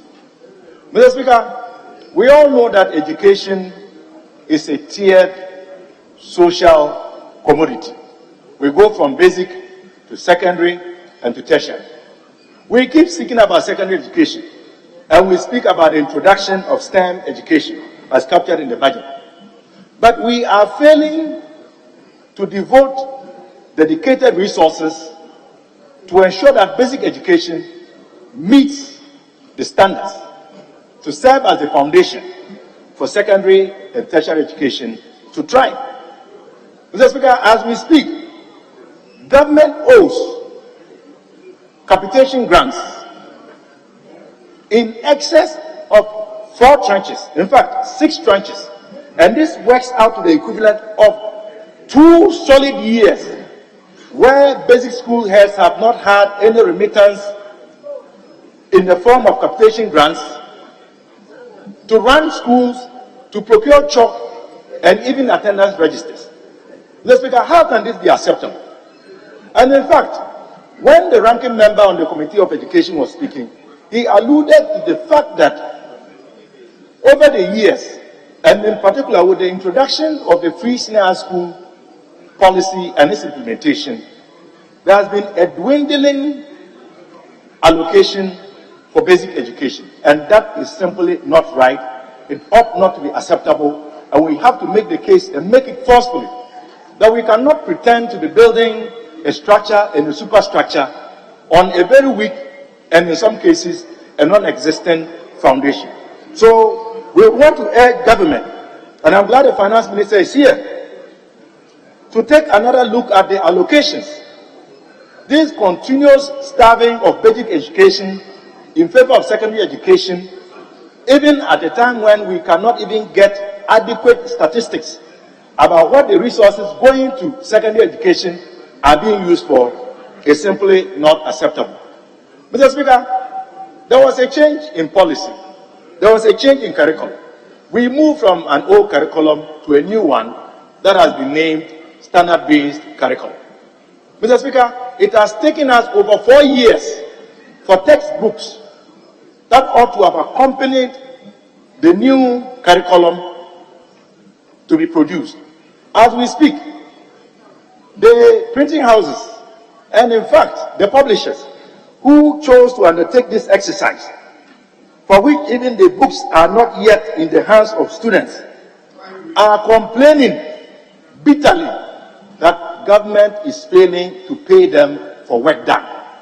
And as we speak, these books, after 4 years, are not still in the classrooms. How can we run a system like this and expect it to succeed? Mr. Speaker, it is important to speak about secondary education. As for the issues in tertiary education, we already know them. My ranking member indicated them earlier. As we speak, for the first time in the history of this republic, every public tertiary institution is bedeviled by a strike undertaken by teaching staff, and in some cases, non-teaching staff.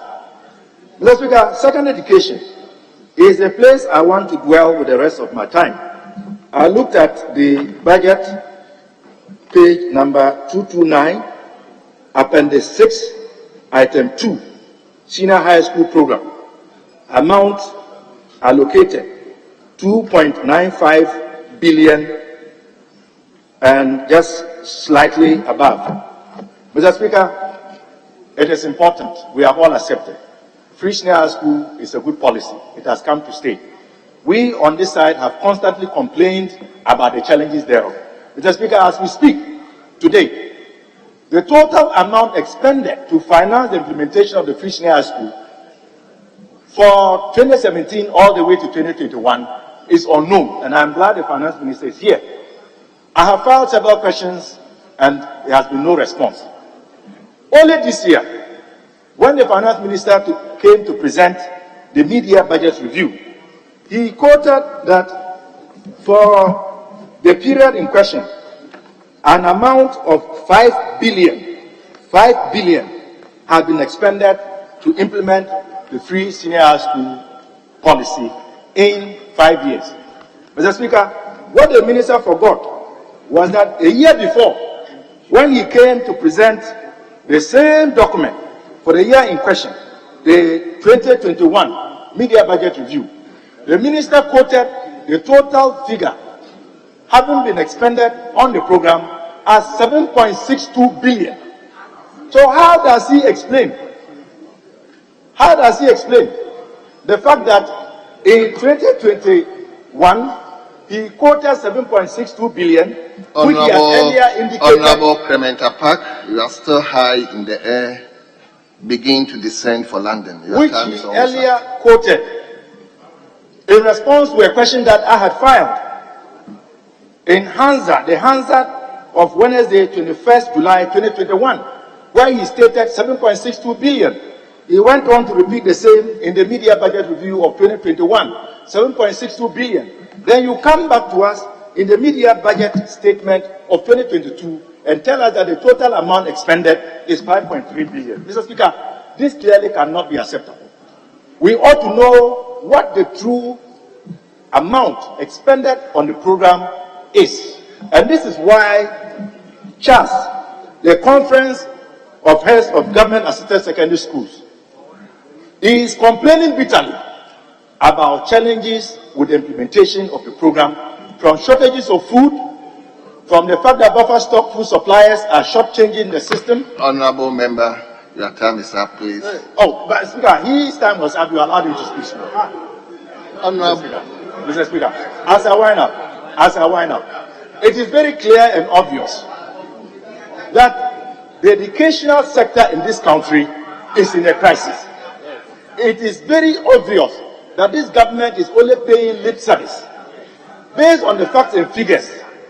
The type of narrative that this government Honorable member. Very well, Mr. Speaker. Thank you for the opportunity. Thank you very much. Honorable members, I think we've debated on education, and once I've spotted the Minister for Education in the chamber, I will ask him to also say something to us. Honorable member, and Minister for Education, may you conclude the sector for us. So let's hear you. You agree? Mr. Speaker. Thank you, Mr. Speaker, thank you for the opportunity. Mr. Speaker, we don't have any objection if the minister is added into a list. But Mr. Speaker, it is not done that you present list of two people to speak, and then we say the minister should come and no, Mr. Speaker, with the greater respect to your chair, it's either part of the list or he cannot take the turn of other persons. Because we have structured the thing, health, education, what have you, and we agree that each sector will present two people. If the minister wanted to speak, his side should have added him as one of the two persons. Because we have to do this, we'll be distorting the list that we have, and I don't think that will be fair, and that's not what we agreed. Let's stick to what we agreed to. Leader, I appreciate where you are coming from, but please allow me to give him 5 minutes. Just 5 minutes. Yes, Honorable Minister.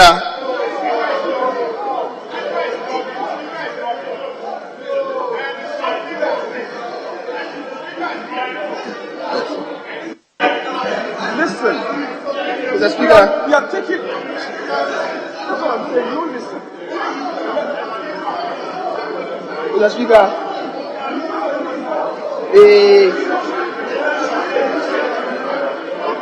I don't really.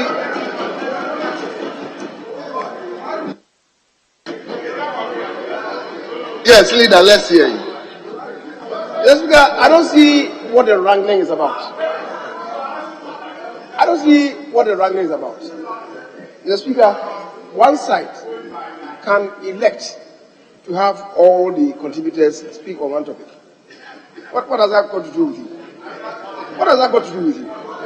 So, if 2 names have been submitted for education, and in the contribution of one person, maybe it is found necessary to introduce another person on education. All that it means is that the next segment will be -1 against the other side. Against the other side. Mr. Speaker, so I don't see. Mr. Speaker, so if the minister is speaking, all that it means is that somebody from the list on this other side will have to be taken away. Will have to be taken away. That's all that it means. Mr. Speaker, nobody is saying it's automatic. Have I used the word automatic? Don't put words in my mouth. I have not used the word automatic. Don't put words in my mouth. I know your cap is not close to your ears. So, Mr. Speaker, all that you are saying is that granting space, you will talk. The next one, and he's a minister. He's a minister. The next one then, I don't know which is the next, which sector is the next. All that it means is that only one person will speak from this side on that next sector. That's what it means. Mr. Speaker, you see, my worry is changing the goalposts. If you look at the list that we sent to you, the starting point for us was health, not even education. But our colleagues insisted that because they were doing education, we should start with education. Because if it's what the majority is saying is true, all of us have been in this house long enough to know that when it comes to debate, you allow the list to go. You can start with your education. I'll be speaking health. You'll be talking trade. I'll be talking energy. But it is he who insisted that, look, for us to have coherence, let's have them sector by sector so it will flow. And we agreed. If you look at the list that is before you, you will see that we are starting with health. But because of what he said, we were forced to bend to go with him. So while in the midst of the game, you want to change the goalposts again. It is not about who is speaking. If you have a list and you are changing the list and you are doing that, now if we also try to do that, you will come back and say that, oh, you are distorting the debate because we started with education. If you do that, fine. Let's take off the heading and then list the list of the MPs. You can be speaking your trade, I'll be speaking my energy, and then we'll go on because all of it end up as debate. But you said we should have coherence. If we are going to have coherence, you said that each sector will have 2 people. Why are you not changing it? Then let's leave it the way it used to be, open, so that everybody speaks when and where and which sector they want to speak at any time, then that will be fair. Yes. Mr. Speaker, yesterday, when we were leaving, the list that we provided, and the chief whip for the minority is saying that they were going to begin with health. The Speaker, it's just by way of accommodation. Because yesterday, when we were leaving here, health was not part of the list that we submitted. It wasn't. But then you came and insisted, and I said, okay, then let's find space for it. Because yesterday, when we were leaving, the sectors that we mentioned were Western housing, sanitation, water resources, environment, and education. And education. That's why we have to do that. He's saying I should check. We have to do that because the first day, the second day, communications, energy, roads, Western housing, we missed out. That was yesterday. We missed out on Western housing, sanitation, and environment. Now we pushed them to this morning. So we said we're going to end at education. There was no health. So let's not be strict in these matters. Because, Mr.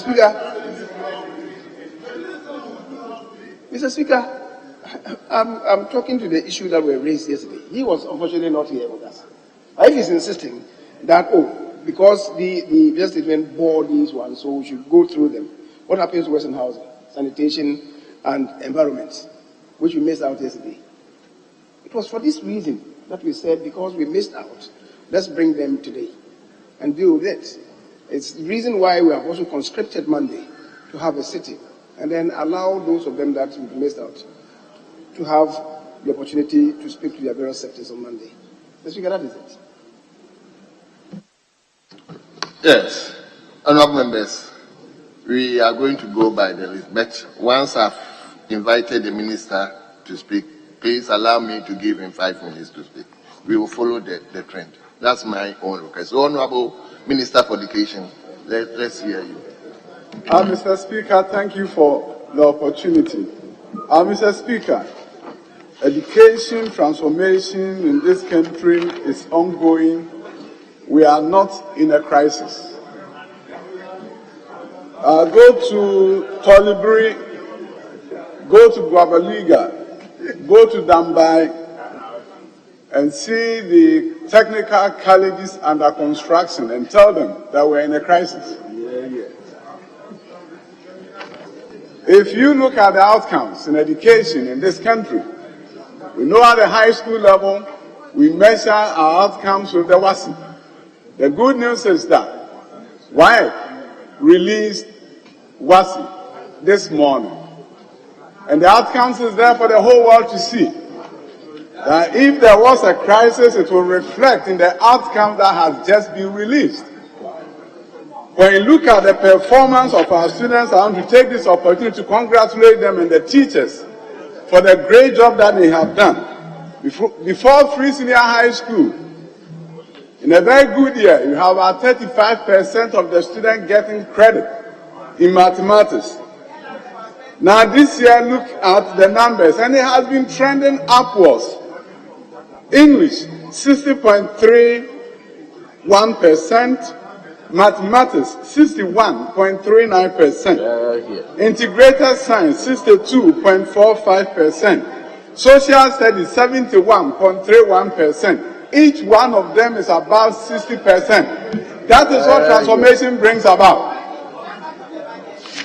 Science, technology, engineering, and mathematics is on the move in this country. And this is evidence-based communication. This is not about looking at some book and talking about something that does not exist. I'm not going to mention the book, but you know the book. STEM education is seeing great transformation. Evidence-based. When you hear the STEM centers that the budget was talking about, go to Accra High, see the STEM center there, see 3D printing, see robotics in action. This is Ghana. You see the images and you think you are not in Ghana. Transformation is taking place. Tibet transformation is real. The Accra Technology Center, East Legon, you see it there. All that we are saying is that when we talk about education transformation, it's happening, and there's evidence to show that it's happening. It is not just mere rhetoric. The good people of Ghana knows that transformation is taking place. Yeah. Basic education has not been neglected. About 50 school facilities across the length and breadth of Ghana is going to be done. Funding has been received through the hard work of the finance minister from the Arab Development Bank. Sword cutting is going to be taking place around the country in the coming weeks. And this is a fact. The funding is here. Through Gallup, 10,000 plus schools are getting additional funding as learning grants. Basic education has not been neglected. And by the way, when you talk about the fact that only 12% of our budget is allocated to education, what people lose sight of is the fact that school feeding is not under the Ministry of Education. Consequently, you see that amount is part of the education expenditure in this country and should be seen as such, but it may not be listed as part of the education budget.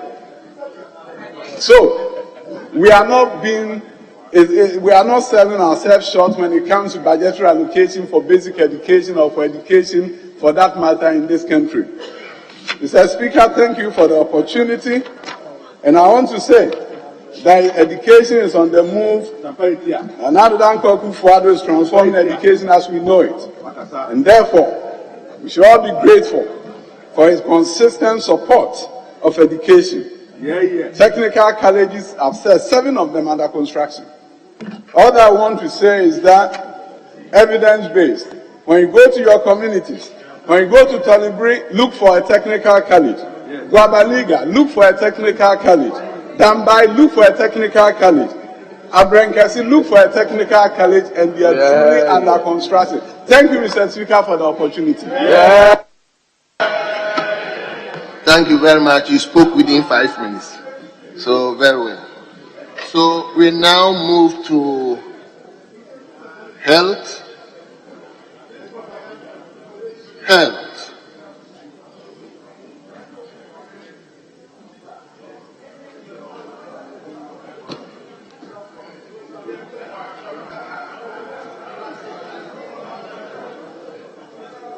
Yes, leader. The list I submitted, I hope you are listening. And so listen carefully. The list I submitted, there were 2 MPs on our side billed to speak on environment. Under the circumstance, as was suggested by the leader of the House, we are hearing compromise on 1. And so Dr. Mafo is ready to speak on environment. And so effectively,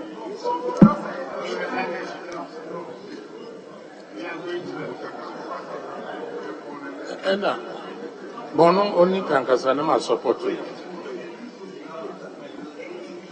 So Dr. Mafo will start on our side, on environment.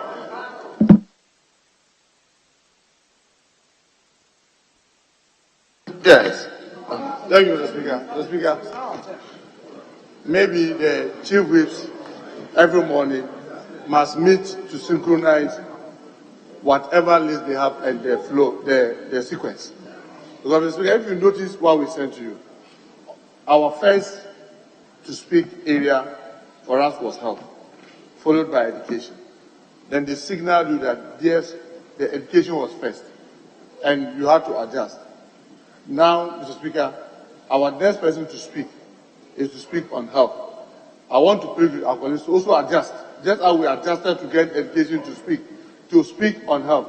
But with the caveat that every morning the chief is to agree on the sequencing so that we can have that flow. Because when we all submit and they are haphazard and on the floor we do this, it simply shows that we are not maybe doing what we should be doing very well, which is every morning.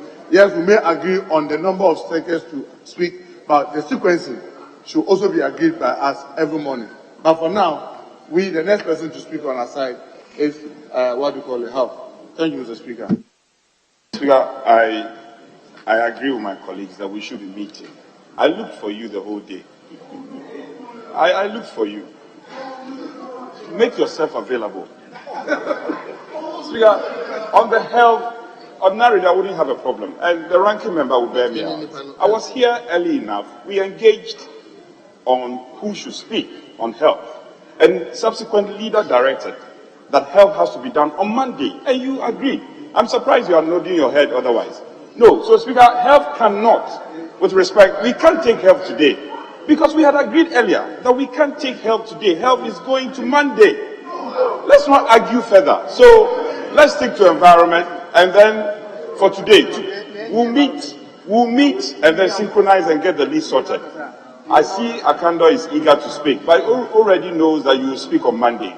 Get ready for Monday. You will speak on Monday.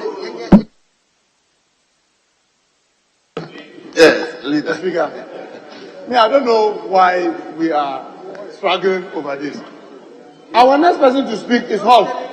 You can choose to speak environment. And on Monday, you speak your health. But Mr. Speaker, our next person to speak is on health. Please, we will get a respect. Follow our list. And let's just follow the list that both sides submit. Thank you, Mr. Speaker. Speaker, no further argument. Their person can speak, our person will also speak. Very well. So let me come to Honorable Dr. Mafo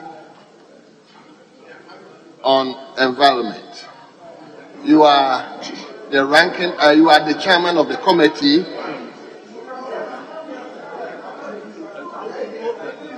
Oh, honorable members, the minister was not part. I just yielded 5 minutes for him. He's not part of it. Are you challenging the speaker? Are you challenging the speaker? Honorable members, please. That is why Honorable Muntaka, I yielded to your position, but I insisted that once I've called him, let him allow 5 minutes to be on. So, Honorable Dr. Mafo, you are the chairman of the committee. You have 12 minutes. Your time starts now. You have the floor. Fire, Speaker, fire. Thank you very much, Mr. Speaker. Speaker, I'm happy to have the opportunity to speak in favor of the motion to approve the budget statement and economic policy of government for the year 2023. Mr. Speaker, I'll start off by reminding us of our constitutional obligation under Article 36 to ensure that we do everything to protect the environment, and so that our development will not only focus on economic growth, but also, in addition to social equity, we also make sure that we have an environment that can sustain the kind of economic development that we are pursuing. Mr. Speaker, as you may notice in paragraph 360 of the statement that was presented, we are reminded that as a country we face a climate emergency. The recent reports by the World Bank and the V20 group suggest that as a country we are losing some $15.2 billion to climate change. The Speaker, that is equivalent of 4% of our GDP.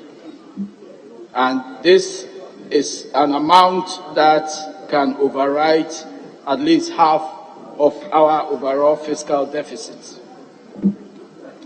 The Speaker, we are also told that out of climate shock, some 1 more million people may be in poverty, 40% of income to poor households may decline. Flooding is affecting some 45,000 people of this country every year. Half of our coastlines are vulnerable to flooding. And Mr. Speaker, all these call for climate action and investments. COP27. Both in terms of what we will do to mitigate the effect of climate change and also to adapt to climate change. Mr. Speaker, as a country, we have been responding in terms of policy to the need for climate action. And I'll give two examples. The first one is our effort to transition in terms of energy, leaving our dependence on fossil fuel and moving towards renewable energies. And this transition alone will cost us some $6 billion every year. Mr. Speaker, our nationally determined contributions as an intervention or projects to reduce our emission contribution and the investments to implement these projects across the sectors will cost us some $9.3 billion between 2021 and 2023. So these two interventions alone, or programs alone, Mr. Speaker, would require that we spend some $7 billion every year in climate action. Mr. Speaker, this is equivalent to 16% of our GDP. And indeed, if you want to look at it in terms of our projected revenue, then it means that if we were to invest in these climate actions, we would require 71% of total projected revenue. Mr. Speaker, how can we be able to finance these climate programs when we are facing another crisis, which is a debt crisis? That as a country, we are experiencing a debt to GDP ratio of some 76%. And so this certainly calls for innovation in climate finance. And Mr. Speaker, if this budget will be a good one, it must be a budget that will have proposals and policy directions to help us respond to meeting these double crisis, the climate crisis and the debt crisis. And so I'm happy that if you look at paragraph 360 to 368 of the budget, a number of interventions have been mentioned to respond to the climate emergency that we face. And indeed, what has been mentioned in the budget statement is consistent with the coordinated program for economic and social development, a program that was sent to this House some weeks ago, particularly in the session 4, where we are told to have a vision of integrating our climate change into our national development budgeting, and also to intensify our mobilization of climate finance in order to scale up climate investment. And so, Mr. Speaker, I'm happy that we have aligned ourselves to the policy initiatives to ensure that we have supported loss and damage fund under the Ghana CVF presidency.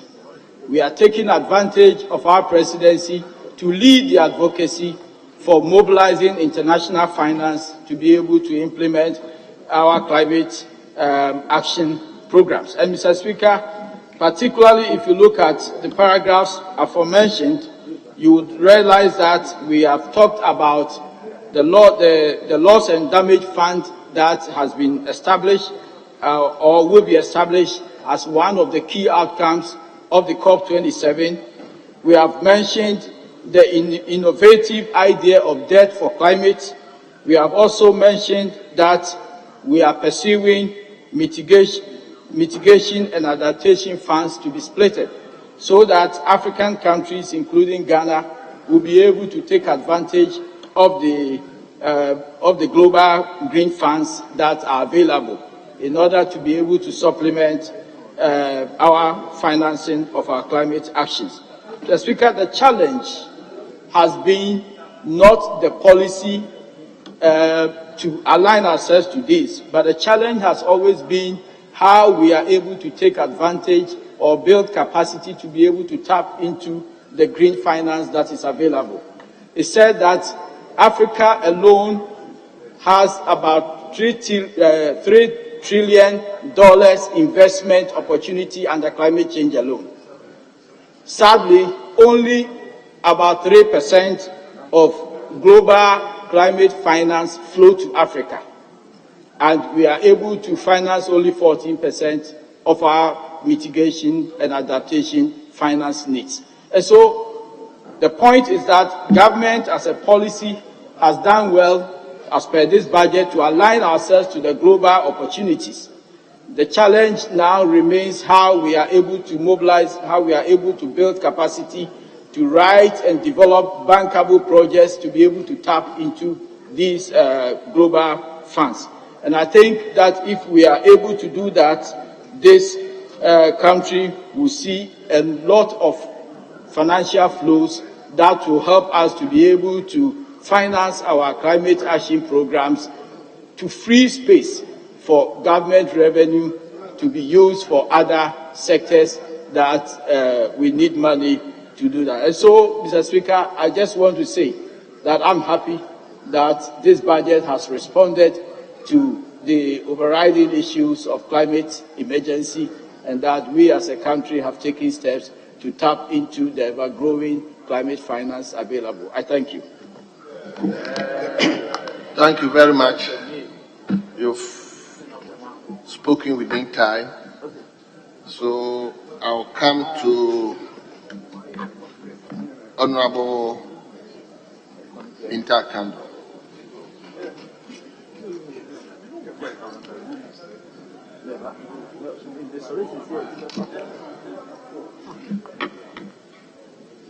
I'm most grateful, Mr. Speaker, for the opportunity to contribute to motion item 8 on today's order paper, that this Honourable House approves the budget statement economic policy of government for the year ending 31st December 2023. Mr. Speaker, any budget worth its salt should be seeking to address the main concerns of the citizens and to ameliorate the suffering of the people, not to exacerbate the already precarious economic hardship we find ourselves.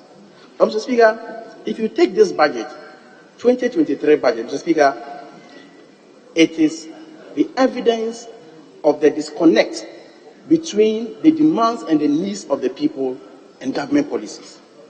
Mr. Speaker, if you come to the health sector, one of the critical areas is the National Health Insurance Scheme. Mr. Speaker, it remains the single largest health financing scheme in this country.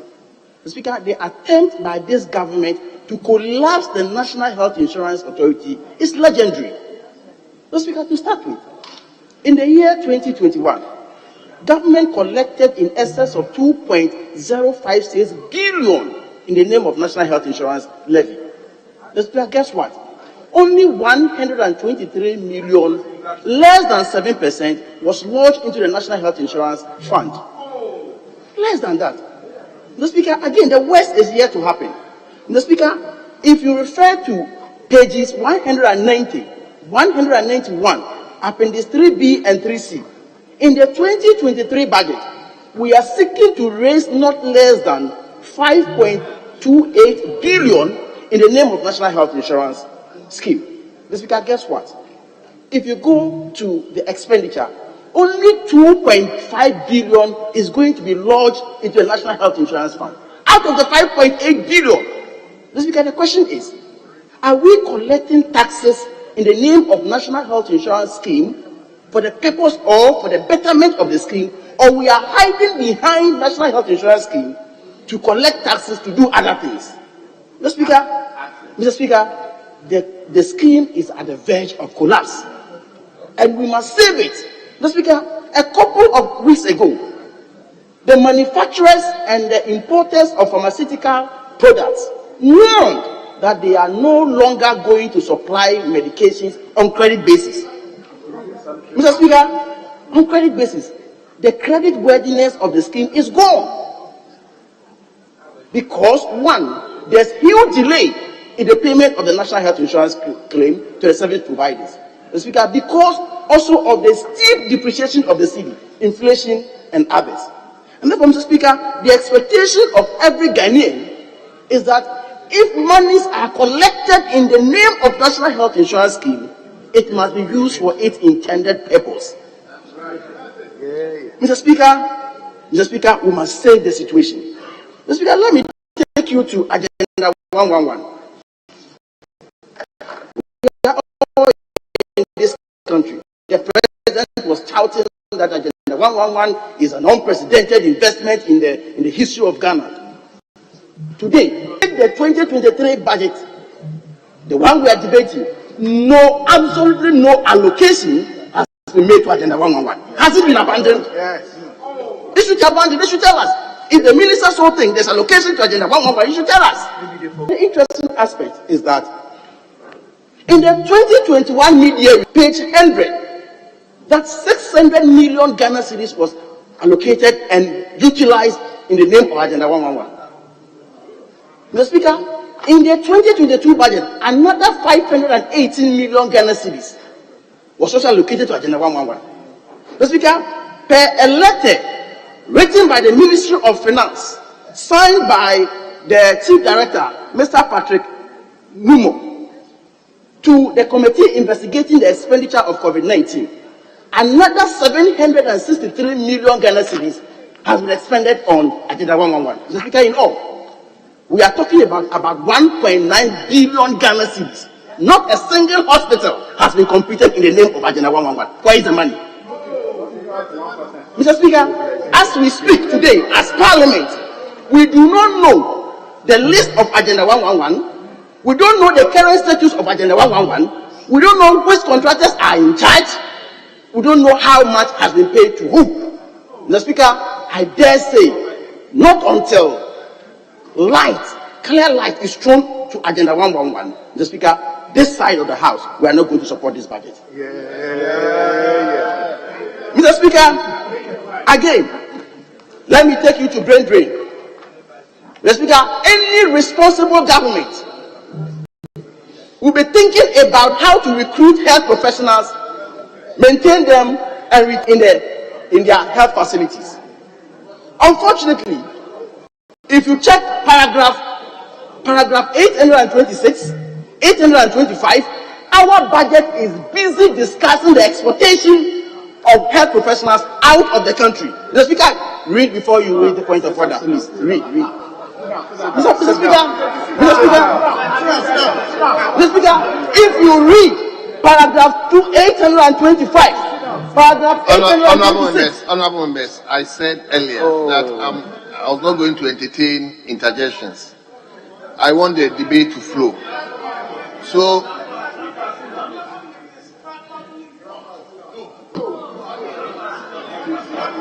Mr. Speaker, do I have the floor? Mr. Speaker, with all respect, do I have the floor? Honorable, you hold on. Yes, Honorable Deputy Minister for... Mr. Speaker, thanks for the opportunity.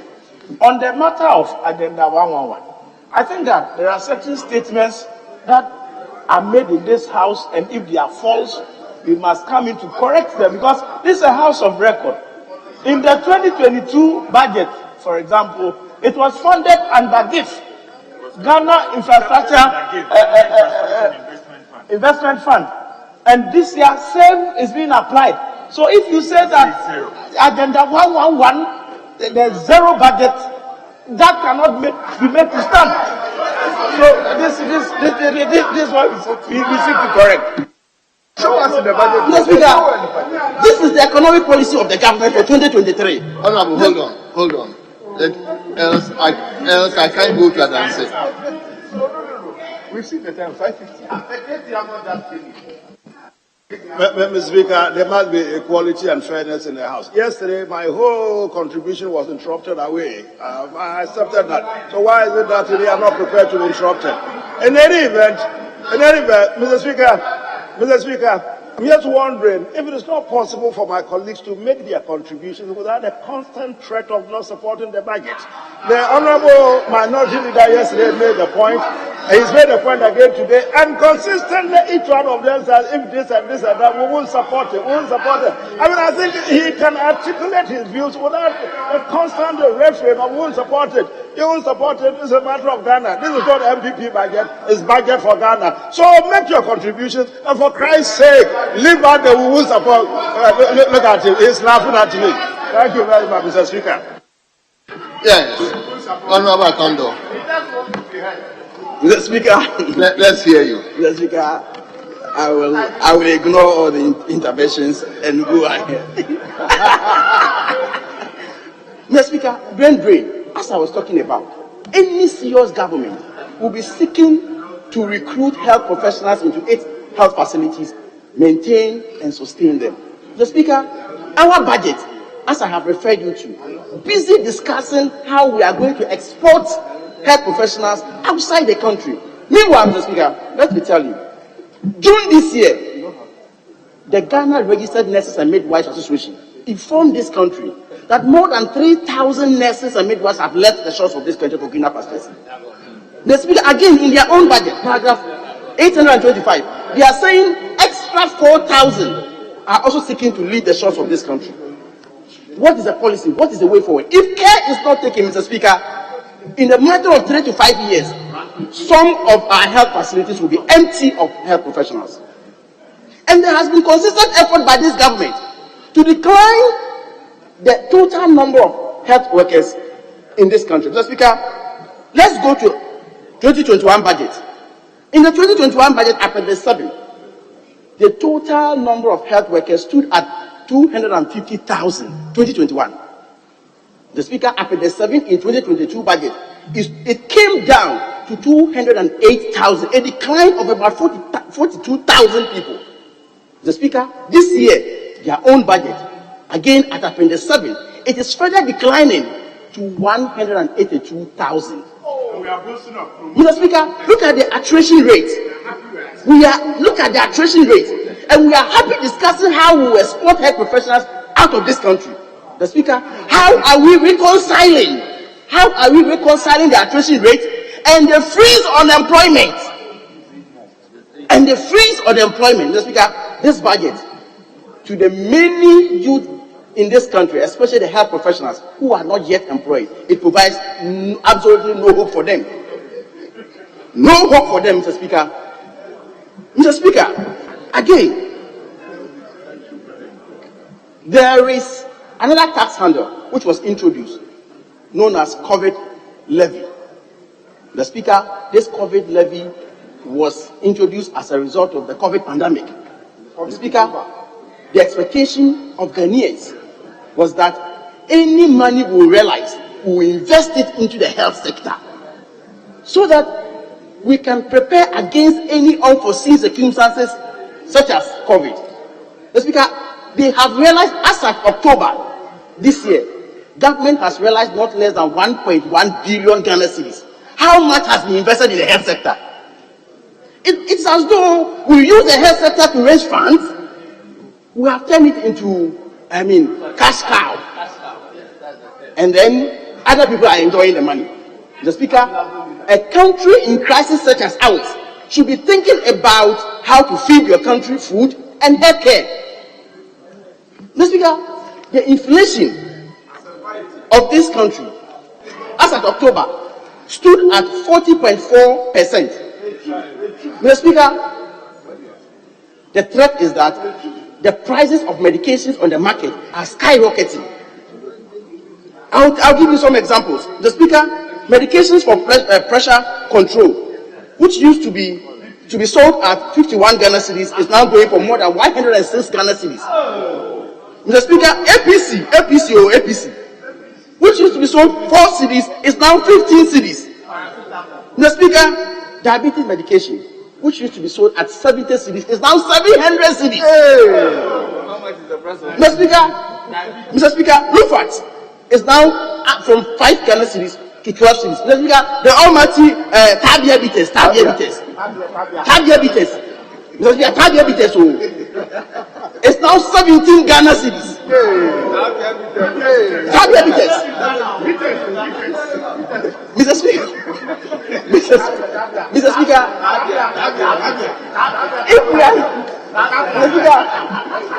if we are not careful, Mr. Speaker, if we are not careful, and people cannot afford medications, it will be leading to high morbidity and mortality in this country. Mr. Speaker, I think that we must debate this budget and open our eyes carefully to the health sector, because the people in the country is the wealth of the country. Mr. Speaker, with these few words, I thank you for the opportunity. Yeah. Thank you for speaking within your time. So we will now move to Bright Repubrobi. Speaker, thank you for the opportunity. Still within my time, I would like to react to a few things that Honorable Akando just said. On page 191, Appendix 3C, yes, you would see that under the expenditures, if you go to grants to other government units, you would see Ghana Infrastructure Fund, the ABFA CAPEX, an allocation of 1.7 billion there. And that is where Addenda 111 is captured. And this is for his information. He must not be churning out information to the rest of the world as if this page 191. And Mr. Speaker, let me also quickly react to what he just said about the nursing issues. As we speak now, October, the statistics for nursing is 102,000. October 2022, as at October 2022, we have 122,511 nurses in Ghana. If you do the ratio, you will get roughly 1 to 250 nurses. The World Health Organization standards, 1 to 1,000. What we have in Ghana far even exceeds it. So if we have a system where we can train nurses and be able to even export them, it inures to the betterment of Ghana. Yeah. So let's get that clear. Mr. Speaker, because of my limited time, let me go to the substantive matter for my debate today, seeking your indulgence to contribute to the motion that was presented by the Finance Minister on the 24th of November 2022. Mr. Speaker, the issue at hand regarding employment that many people speak about and just say that there is a freeze. There's a freeze. Honorable Ruby, hold on.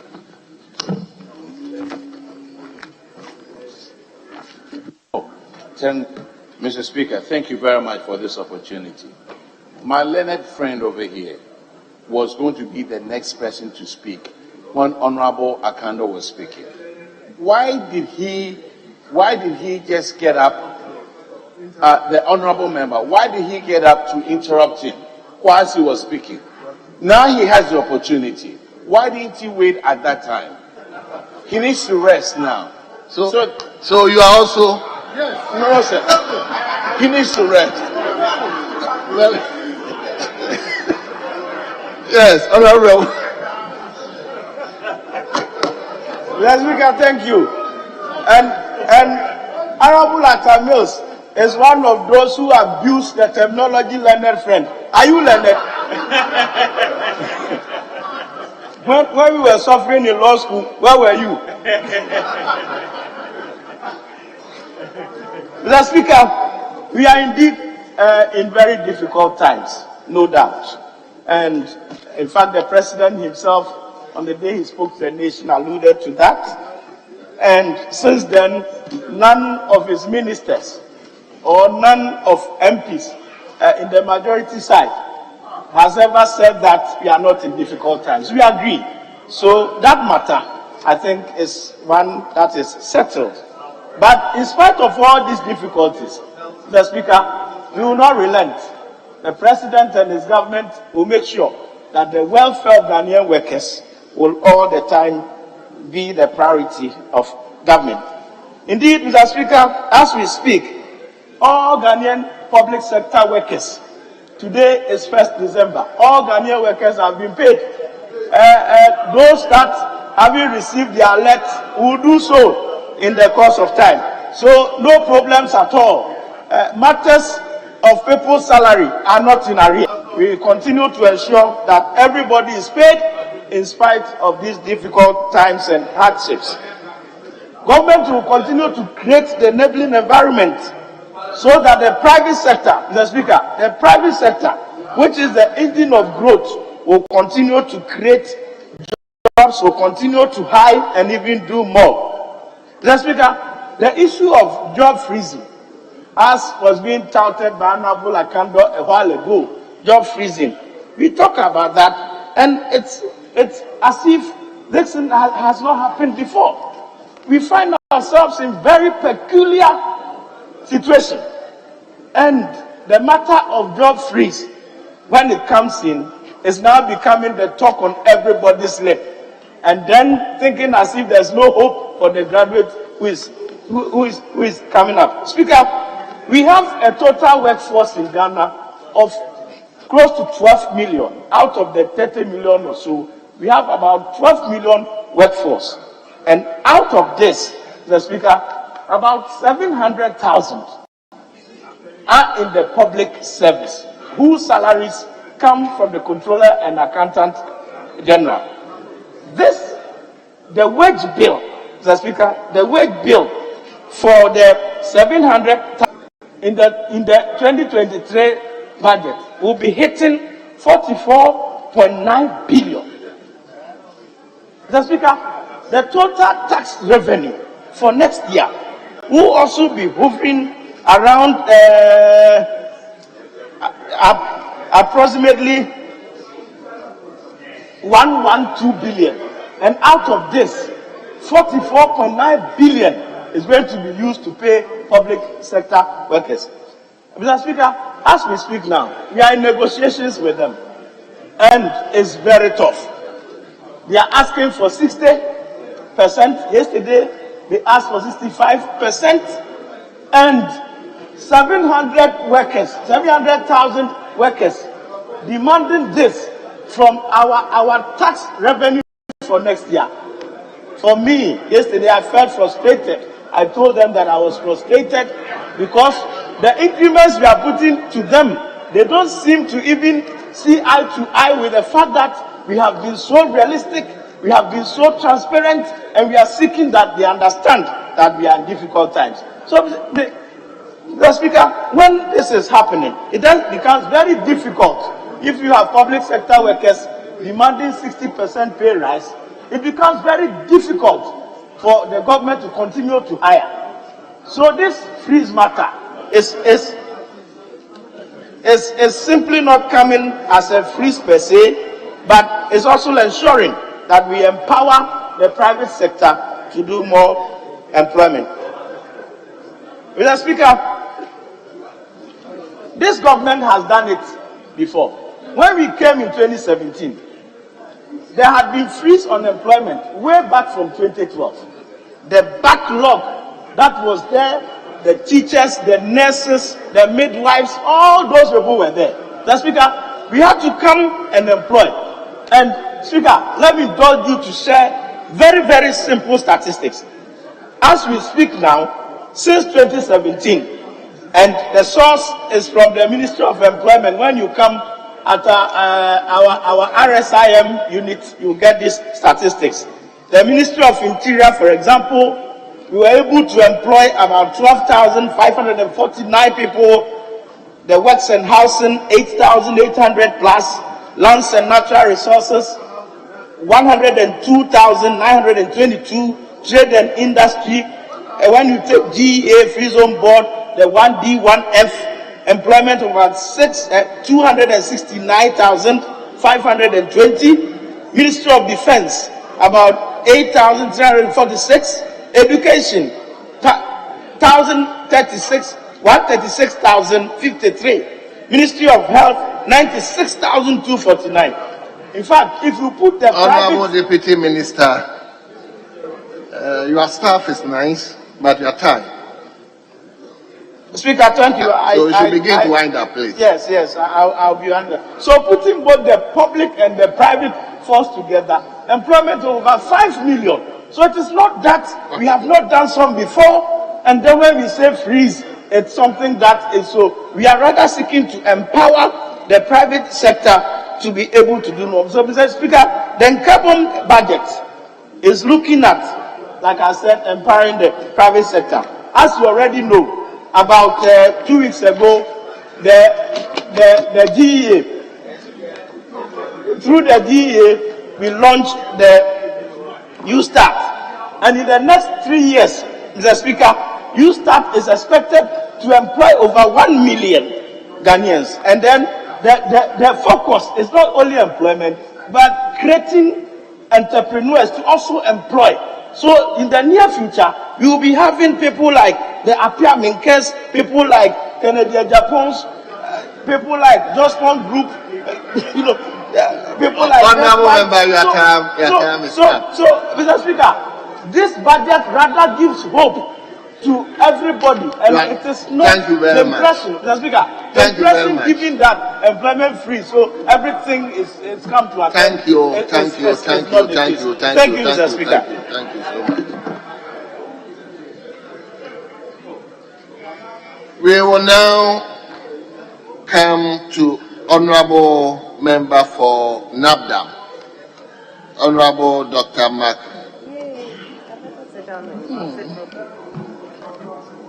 Yes, Honorable Mark, let's hear you.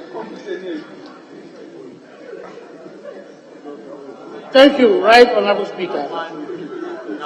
I rise to debate on the budget statement and economic policy of government with respect to the health sector. Mr. Speaker, whenever there is an economic crisis, one of the areas that suffer in terms of allocation is the health sector. And I'm going to benchmark the allocation of resources to the health sector in 2023 to the Abuja Declaration. And the Abuja Declaration says that 15% of the resources should be allocated to the health sector in a given year for health to improve in the continent. And calculating it for this year, only 8% was allocated to it, and not the required 15%. Also, in dollar terms, the allocation for last year was $1.1 billion, as against $1 billion this year. In other words, the allocations have also gone down. Mr. Speaker, in fact, I can comfortably say that there is an economic and social hypertension in this country. I'm saying this because practically everybody is suffering. Practically everybody is restless. The farmers are restless, the teachers are restless, doctors are restless, engineers are restless, even we parliamentarians. We are very, very restless. And we must admit the situation that we have an economic crisis. But listening to the other side speak, I seem to realize that they don't even want to accept the fact that the economy is that bad. And if you are sick and you don't accept your condition, you cannot be healed. You first have to accept that you are sick. You first have to accept that, no, I have to take some medications. And that is why I'm saying that unless we accept or the country accept that they are sick, the IMF cannot help us. The World Bank cannot help us. The international financial institutions cannot help us. We've got to accept our condition. Mr. Speaker,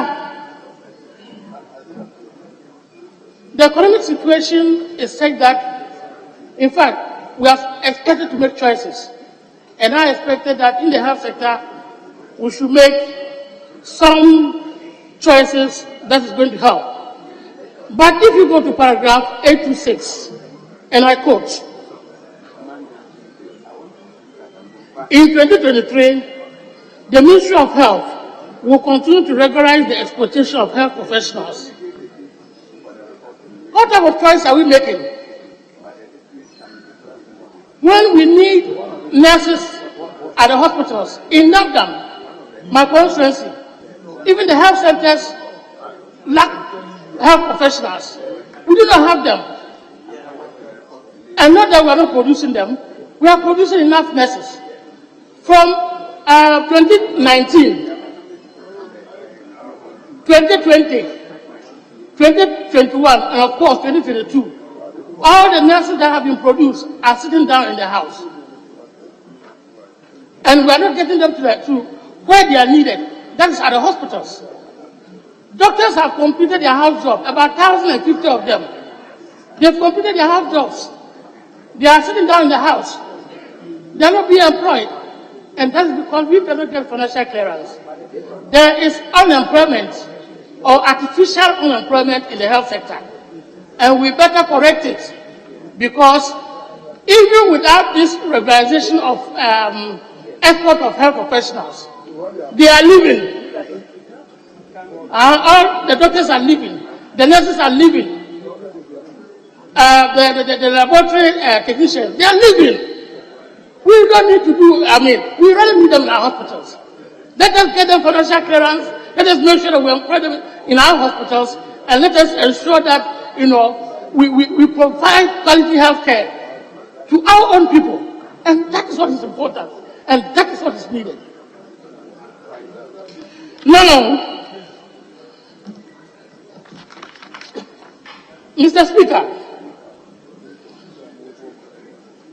I refer to paragraph 826 again of the budget statement and economic policy, and I quote, the Ministry of Health will also implement the health financing strategy to support financing of the Universal Health Coverage Roadmap. The Universal Health Coverage Roadmap on financing says that there should not be any hindrance at the point of getting the health service. There should not be any financial hindrance. In other words, ability to pay should not matter at the point of getting the service. But what do we see today? What do we see today? The Minister of Health is expected to buy health care using NHIA for the citizens of Ghana. And today, when you go to the hospitals, when you go to the clinics, you pay. Parliamentarians, you pay. Let us not pretend. Mr. Speaker, you pay when you go to the hospitals. Let us not pretend. And that is an aberration. That is not what our health insurance was supposed to provide.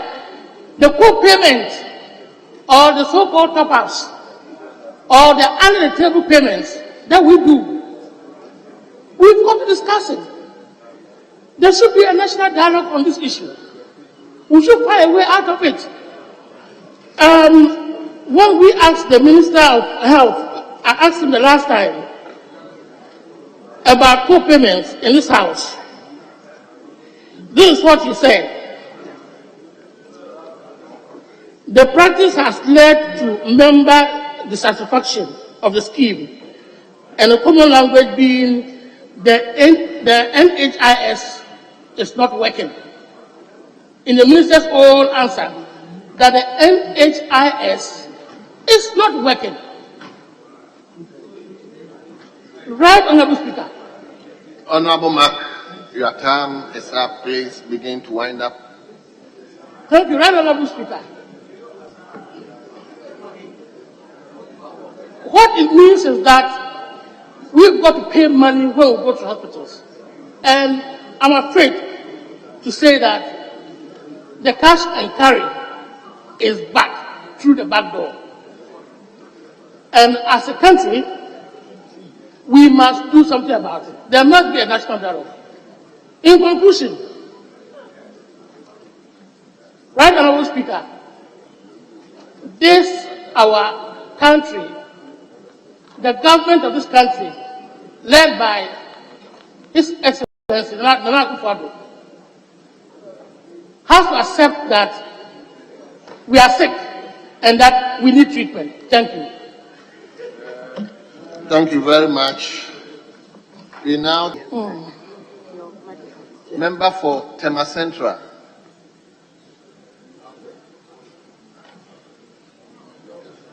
Member for Tema Central, Honorable Ni.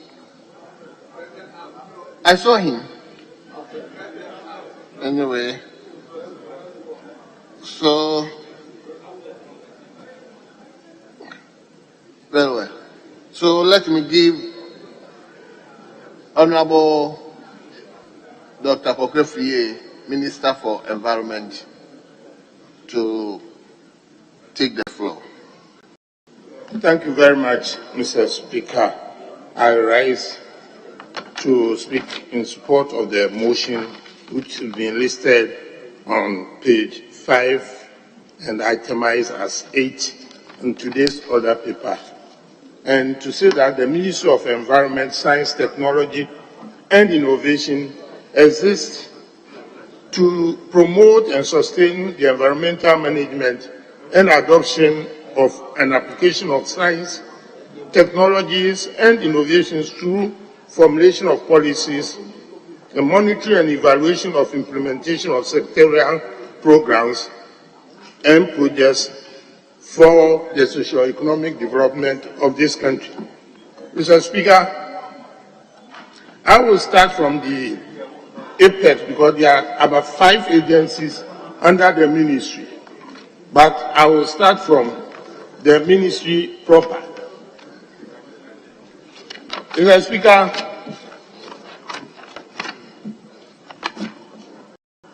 the Ministry of Environment, Science, Technology and Innovation is a rather unique ministry.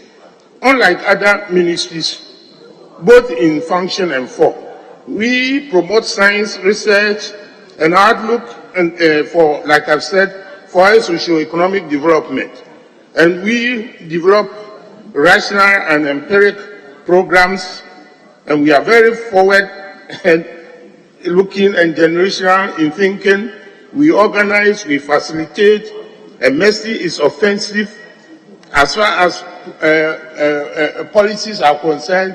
When I say that, we are the offensive midfielder of Ghana's economic governance, in the sense that we initiate policies and we offload them to others to derive programs and projects therefrom. So indeed, we are the Thomas Party of Ghana's economic development. We collaborate, we coordinate, we have encouraged projects, and our policies are honed in for supportive and industries which are competitively neutral and yet vital for Ghana's socio-economic development.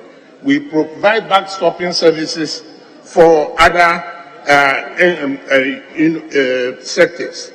Mr. Speaker, I want to dwell on climate change, and I noticed that my chairman for environment has spoken extensively.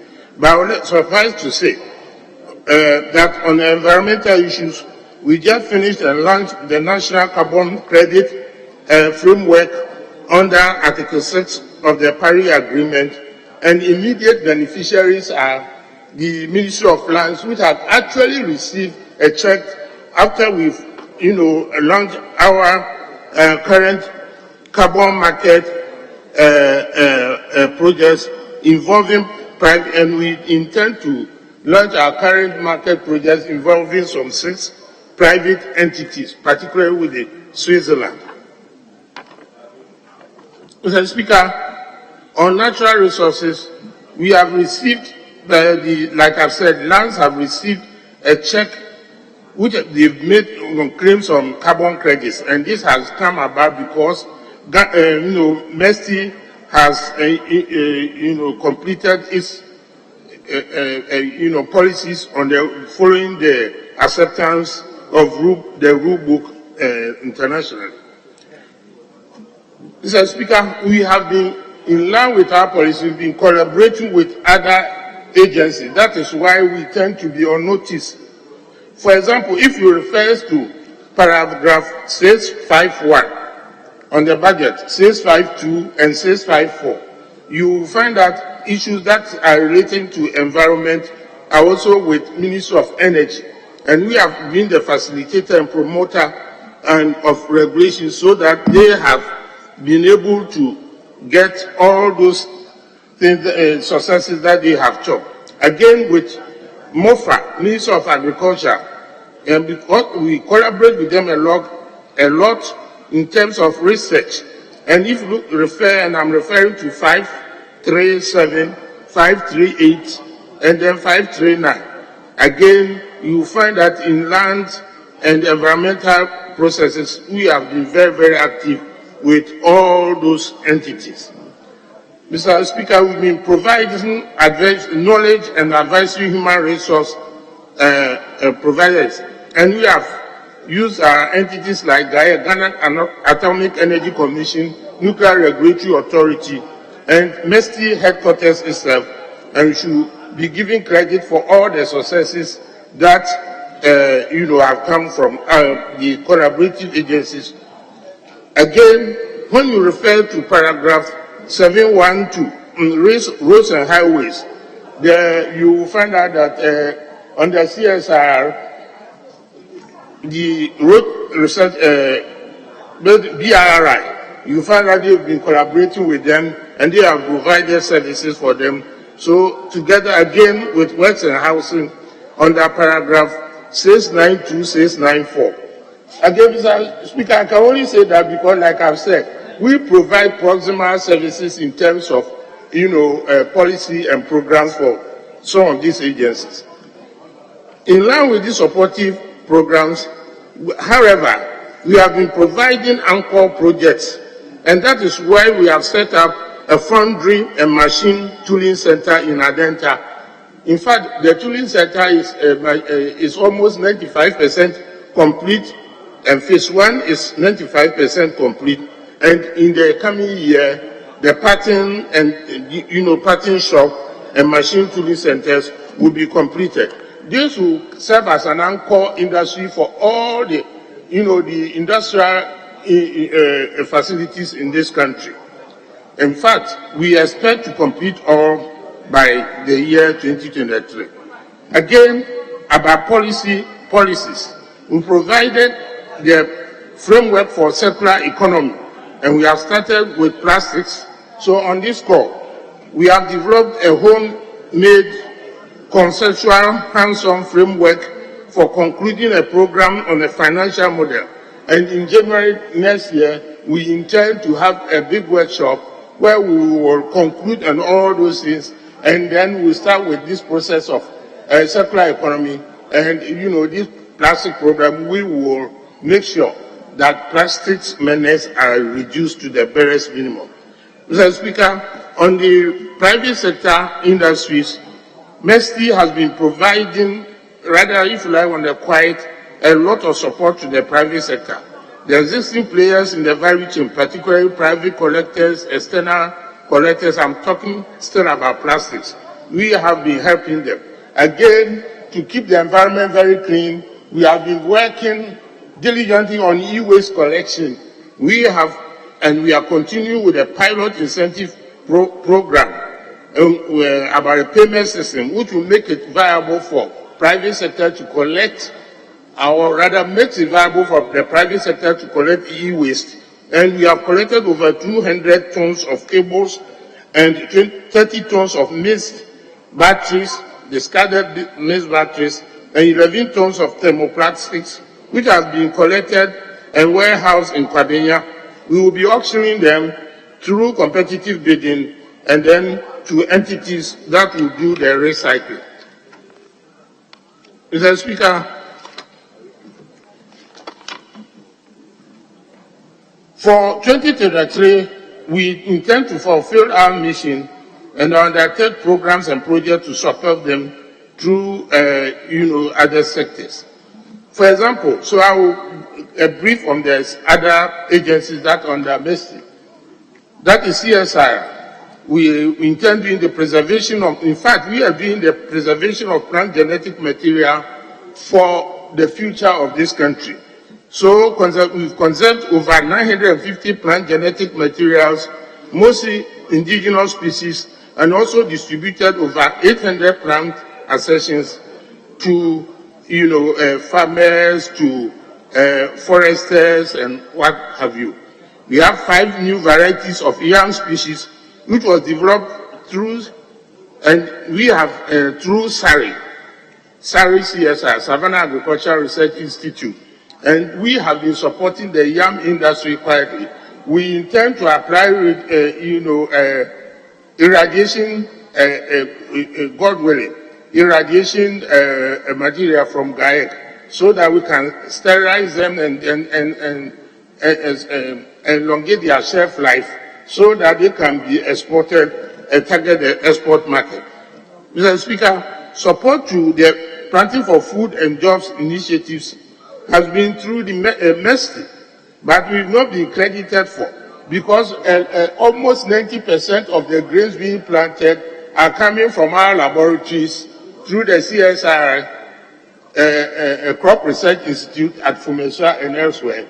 And we have been helping in this endeavor. Again, we have developed drought-resistant grains for climate-smart agriculture, pest resistance, and early bearing, so that we can, adapt ourselves to the climate issues that are reaching. Again, on the agri sector, we have helped in the oil palm industry, and we have generated some 4 million plus seedlings for distribution to farmers. Again, in the coconut sector, subsector, and other areas of support are also seed rice, 4 tons, and seed peppers, and other species of crops. Again, even in the aquaculture industry, we have provided several varieties of the Nile tilapia for distribution to help in our effort. Mr. Speaker, GAEC has provided technical support for Ghana Nuclear Power Generation Program. And again, the nuclear reactor research at Kwabenya has been used to train for manpower training. Ghana just completed phase 1 and has commenced phase 2 of our nuclear power generation program. And that one we are collaborating with Ministry of Energy, so that our energy mix, we can, ensure that we have a base load for our industrial development. And Ministry has been collaborating with agencies like Nuclear Regulatory Authority, GAEC, and like I've said, Ministry of Energy. Again, GAEC will continue with its routine monitoring of nuclear and occupational exposed entities. That is, for example, base stations, mines. Honorable Minister, please, your time is up. Mr. Speaker, if I may conclude, we are taking on a lot of things, radon monitoring, and the EPA has also been doing its part. And then let me end by saying that LUSPA, which was under my ministry, a cabinet decision has been taken that it should be ceded to Ministry of Local Government, and we will make sure that we have this thing done quietly, so that we have good governance in the economic and scientific sector. Thank you very much for your attention, Mr. Speaker. Thank you very much. We will now come to Honorable Ebenezer Kailabi. Thank you, Mr. Speaker. You are also a ranking. You have 12 minutes. Yes. Thank you, Mr. Speaker, for the opportunity to contribute to the debate on the budget policy. Mr. Speaker, indeed, we are in a crisis situation, and there's a need for us to acknowledge the fact that we need to do things differently this time around. If indeed we want to get out of this situation in which we find ourselves.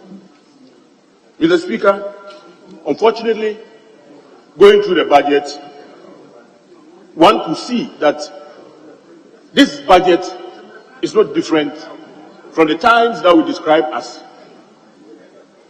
times that we had very good economic indicators. We still have a situation where uncompleted projects are being left behind and new ones are being started. Mr. Speaker, we have a situation where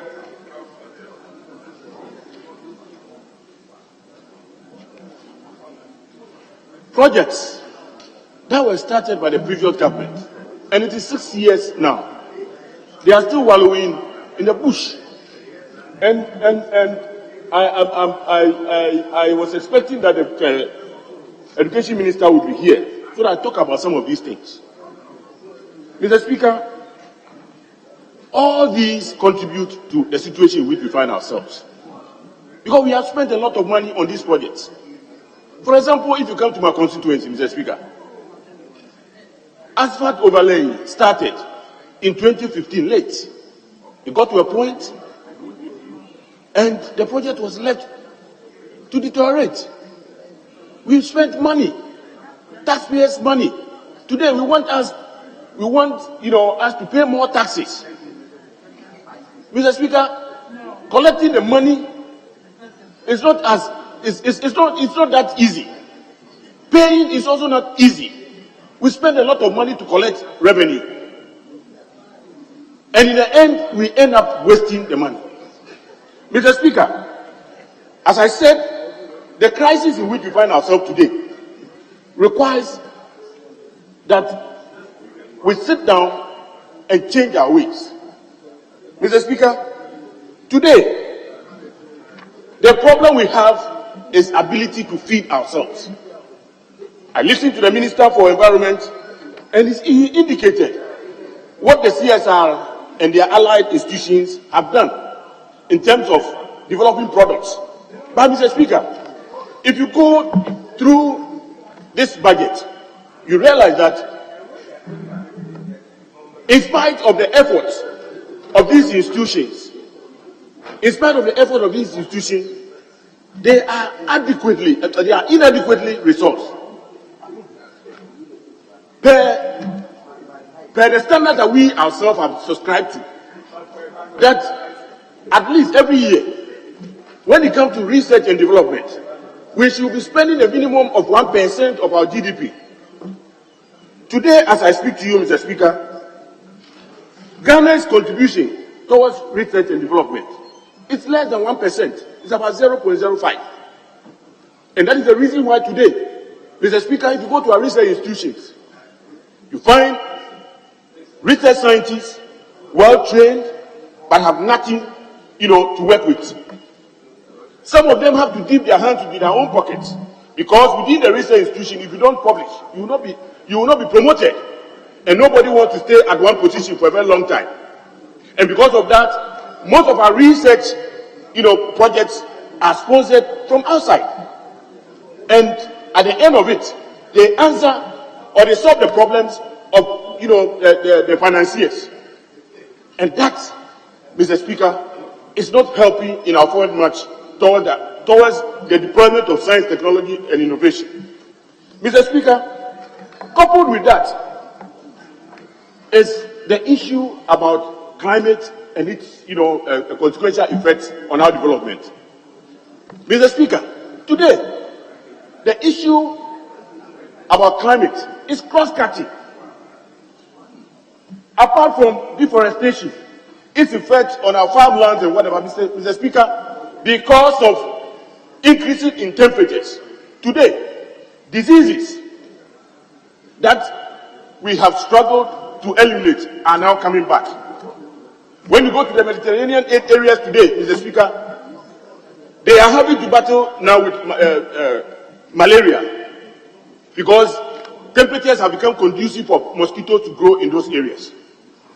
Mr. Speaker, if you come to the coast, I'm sure by last year, August, the Minister for Fisheries, closed down fishing for a certain period in an attempt to allow the fishes to spawn. But Mr. Speaker, you ask yourself, which areas, where along the coast, that these fishes spawn? When you move along, the fishes they spawn in the lagoons. Mr. Speaker, today, I don't think that we have any lagoon that can take aquatic life in this country. And it's all because it's all because of the activities of the good people of this country, which is impacting negatively on our environment. Mr. Speaker, when you go through the budget, you realize that government has come with some policies, some of them emanating from the recent, meeting in Egypt. But Mr. Speaker, these policies cannot be effectively implemented if we do not come up with climate laws in this country. Mr. Speaker, other African countries have come out with a law that govern climate action. We need to immediately, Mr. Speaker, do that because, as I said earlier on, climate, effect is cross-cutting, and there is a need. In fact, there will be the need for some ministries and departments to really work together, and laws must compel them. When the minister was speaking, he mentioned, what Messi is doing with land. We want to see more of that, and for it to really, happen, Mr. Speaker, I implore on government to come to this house with the enabling legal framework so that we can have laws that govern, climate, spending, climate activities, and Mr. Speaker, with that, I believe that we will be able to navigate the situation in which we find ourselves now. Mr. Speaker, as I get close to my concluding remarks, Mr. Speaker, aside crafting laws, there is a need, Mr. Speaker, for us to mainstream climate activities in, our policies. Education, health, all the, all our ministries must, in a way, be whipped to take advantage of the situation we find ourselves in. Because, Mr. Speaker, after all, we have succeeded in getting the developed countries to pledge their support towards, assisting us through various, financing programs. And I believe that we also need to prepare ourselves. We need to prepare ourselves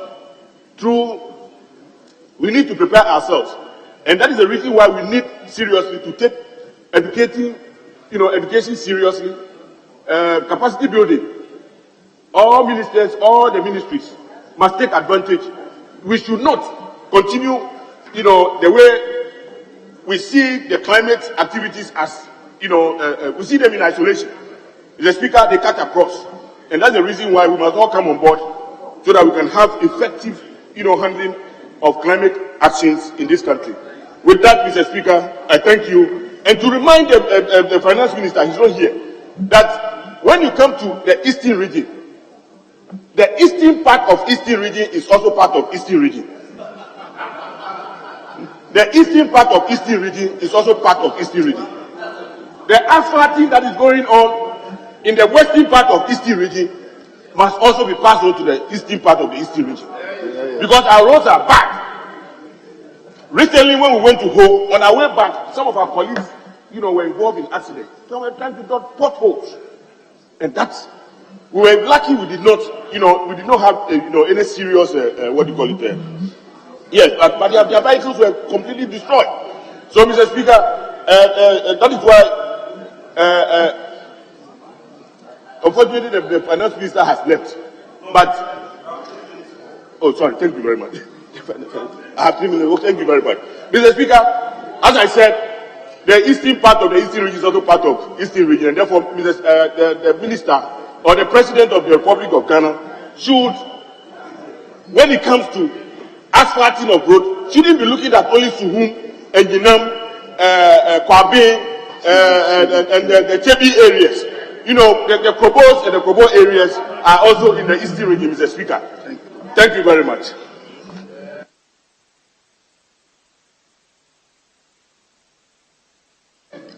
Yes, honourable members, leadership. With your indulgence, I want to suspend the House for 30 minutes.